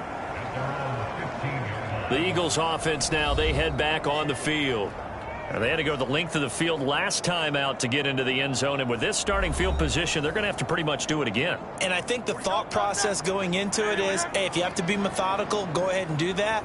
But what you really want are a couple of big plays. Eat up chunks of yardage and cut down the number of times you have to snap the football. And that's good for a pickup of 10 yards. And that'll leave them with a 2nd and just a few inches left. Hurts sets up to throw it. Well, that one sailed a bit, but the catch is still made. Here they go is an impressive 31-yard gain. Another big play right there, and this is where, as an offense, you can really put the hammer down. You've got a double-digit lead, but those other guys, they've been hanging around. A touchdown here could put this game out of reach, and that's a strong step towards getting it done.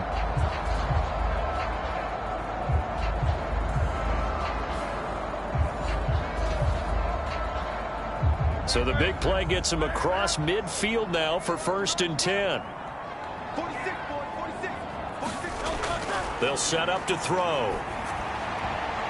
Toward the sideline, intercepted.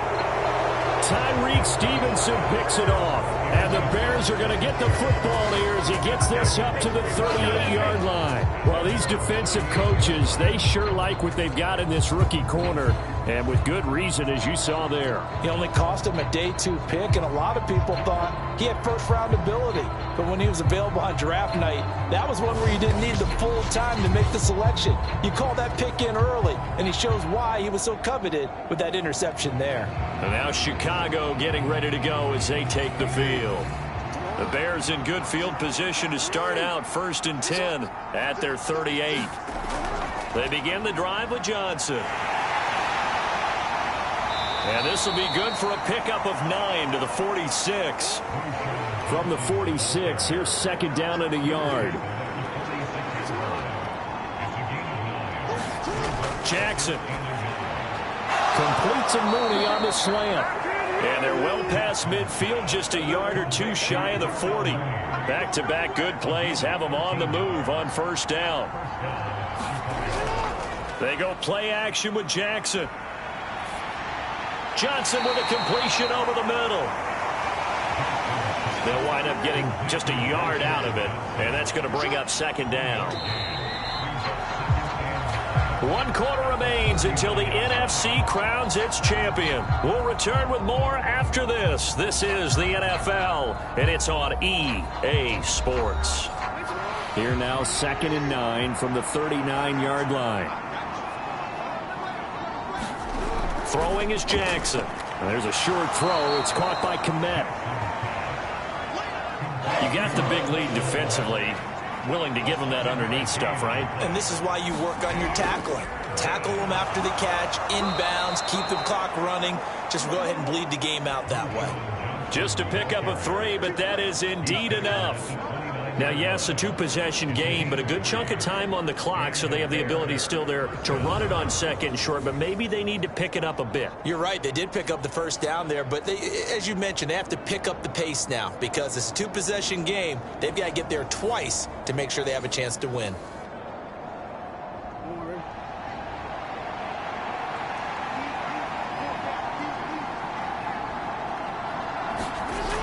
They stay on the ground on 1st with Johnson. To about the 26 here. Not too many offenses want to turn down long drives, but when you're down what they are, they've got to pay it off with some points. Meanwhile, Jackson's throw complete here to Kmet. 7 yards there and a 1st down. That was a route run not just with dexterity, but with intelligence. Found the hole in the zone, made sure the quarterback saw him, and was able to make the sure catch and flip the down marker back to 1. So here's a 1st and 10 now, down inside the 20. Up the middle, Johnson. And just a couple yards there down to the 17. This a 2nd and 8.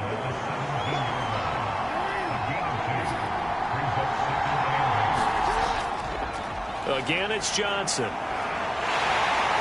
And he'll be stopped after a gain of only a couple down to the 15-yard line. The Bears on 3rd down. They're at 50%, 4 for 8. This will be 3rd and 6. Now, here's a look for the end zone, but that one's going to wind up incomplete. On is Santos for the Bears field goal. This just 32 yards officially from the right hash. Santos' kick is up and through, and they will get themselves on the board here at 14-3.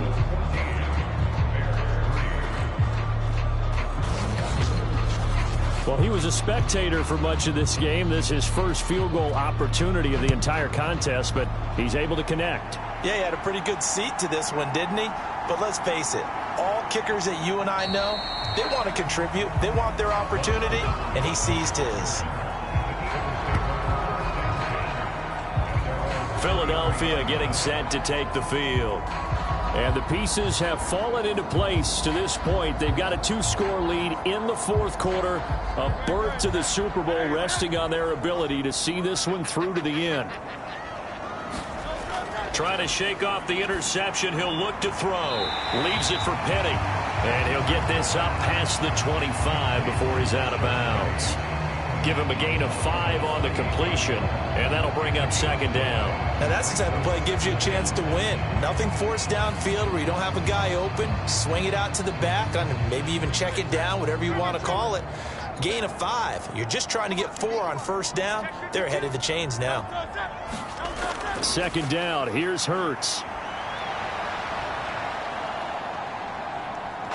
Now he's stripped. He lost the football. And this is picked up by the Bears. And his crew will take over with the football at the 35-yard line. Partner, that one looked like it was over. I mean, they had control, had the football, and the defense had to make a play in order to keep them in the game. That's exactly what they did. And now that door ajar, 2-score game, so hold on here, not done in the fourth. The Bears offense out there set and ready to go.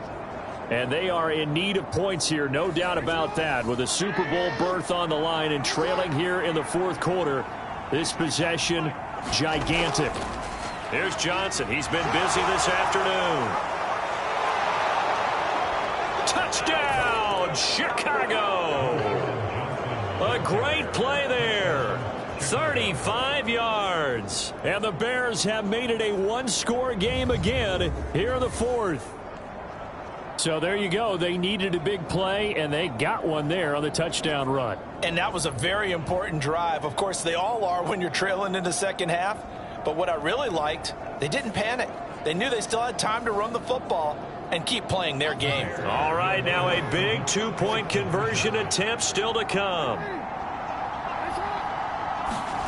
Jackson here, he's going to look to throw. And they don't get it.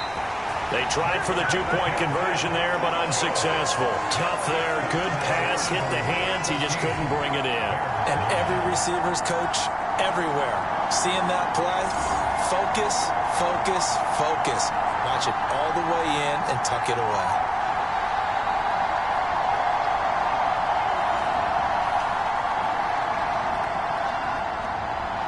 Morstead out now following the touchdown to kick.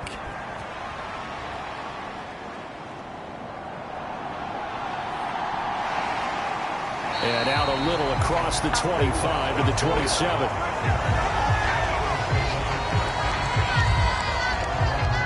And out now come the Eagles.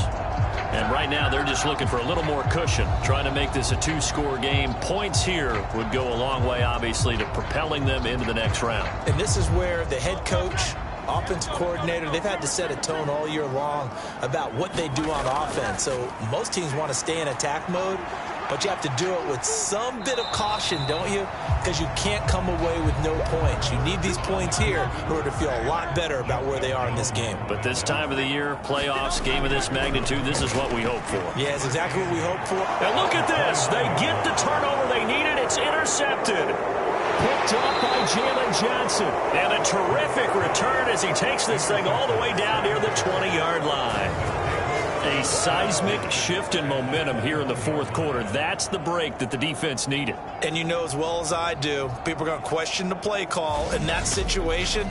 Sometimes you have to question the execution, not necessarily the call. And in this case, those defenders found a way to give their team a chance.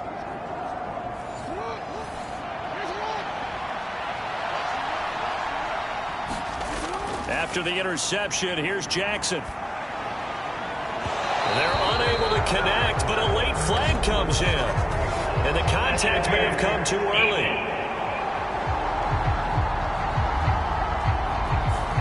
So the pass incomplete in the end zone, but the flag comes out for interference. And now you're set up right on the doorstep of the goal line.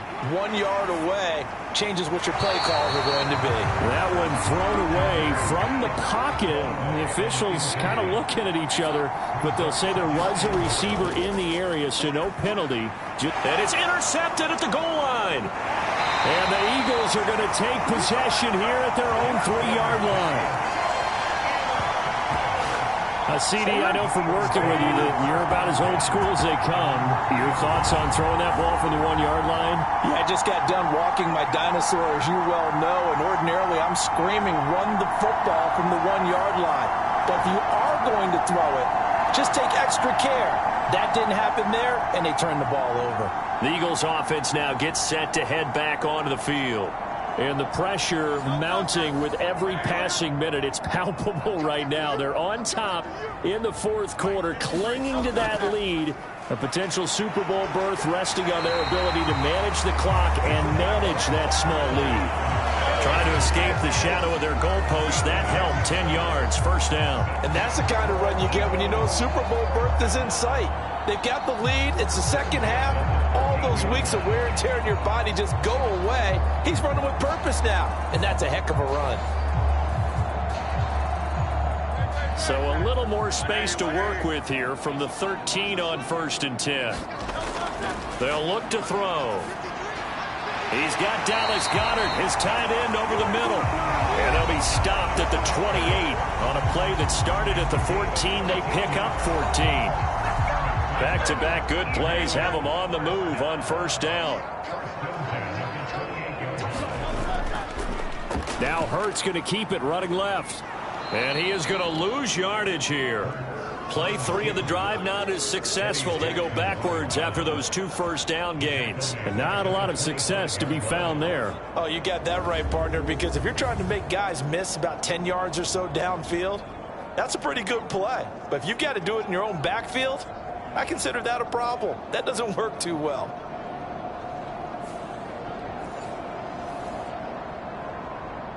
After the loss, they'll come up 2nd and 13. Throwing from the gun, it's Hurts. Throw left side complete. That's Smith. It's a nice completion, a little bit of run after catch as well to create the yardage that they got. But it is so tough to cover that route, the drag route, because they run it at varying speeds. Because the key is to create hesitancy on the defender's part. Always so empathetic for those DBs, aren't you?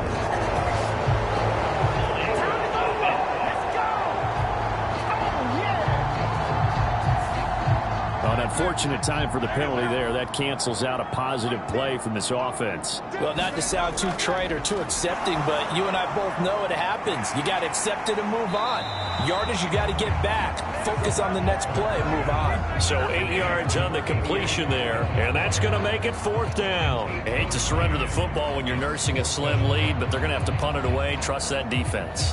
It's the right play at this stage of the game as well. You don't need to press it here because you do have that little bit of a cushion, and you count on your D to make it stand up.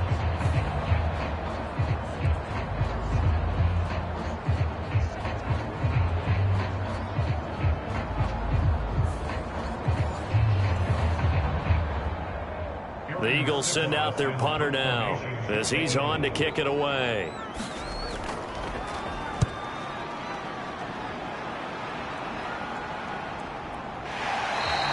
A 41-yard punt there with no return.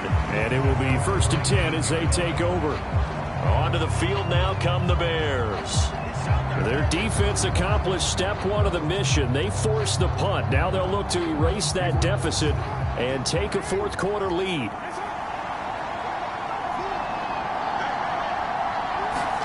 They go back to the air here after the INT on the last drive. He gets this one to Johnson.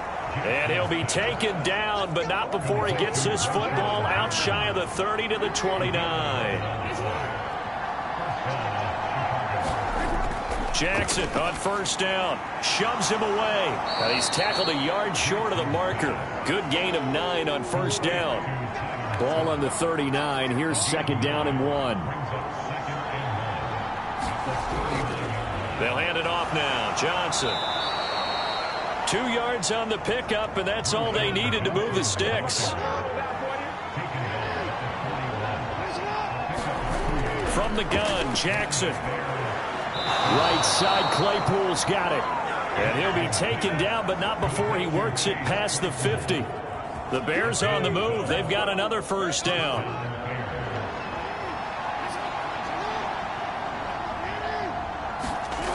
Here's Jackson to throw. Over the middle, that's caught by Claypool. And he gets it inside the 35 and just shy of the 30. And here we are in the 4th quarter, partner, and watch them drive for what would be a go-ahead touchdown. And you and I both know this is where you need a quarterback who can keep his cool back there. Not just for himself, but to keep the rest of the team relaxed too.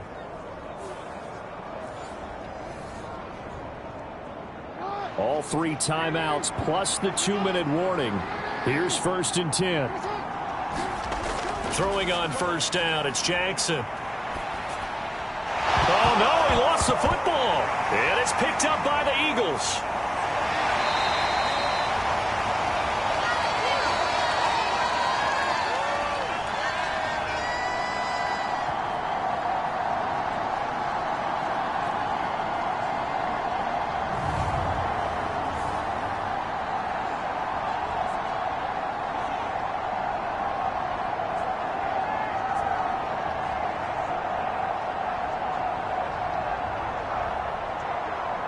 So it's Eagle football here as we get you reset.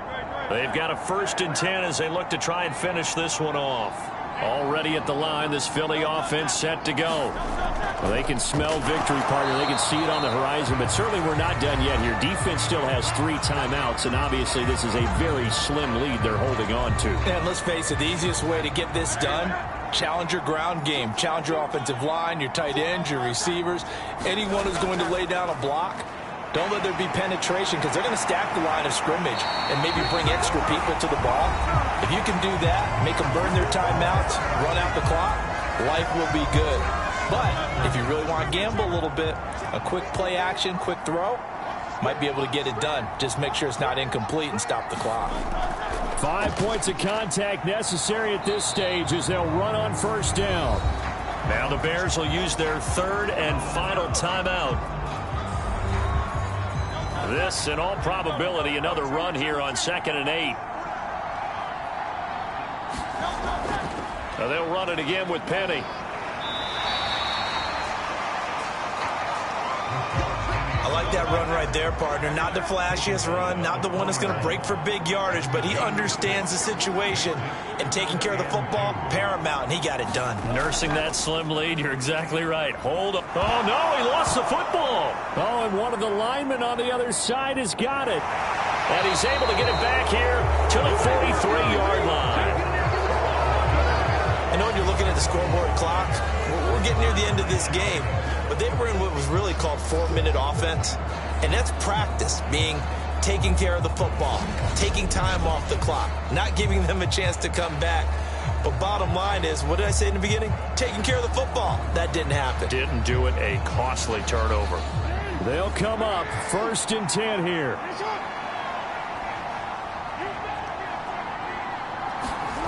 Now Jackson.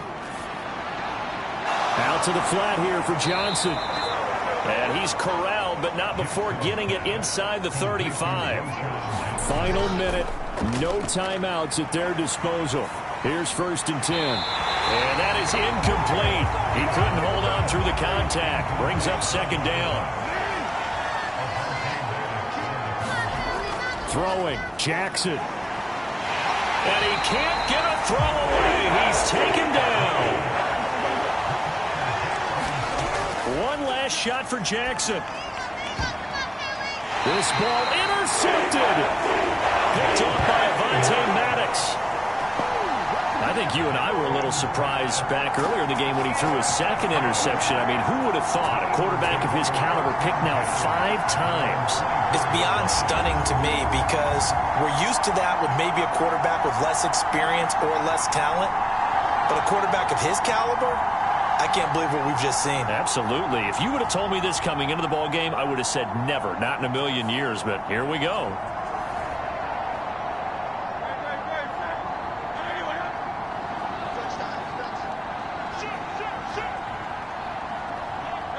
They will take a knee here and cue the celebrations. They are off to the Super Bowl.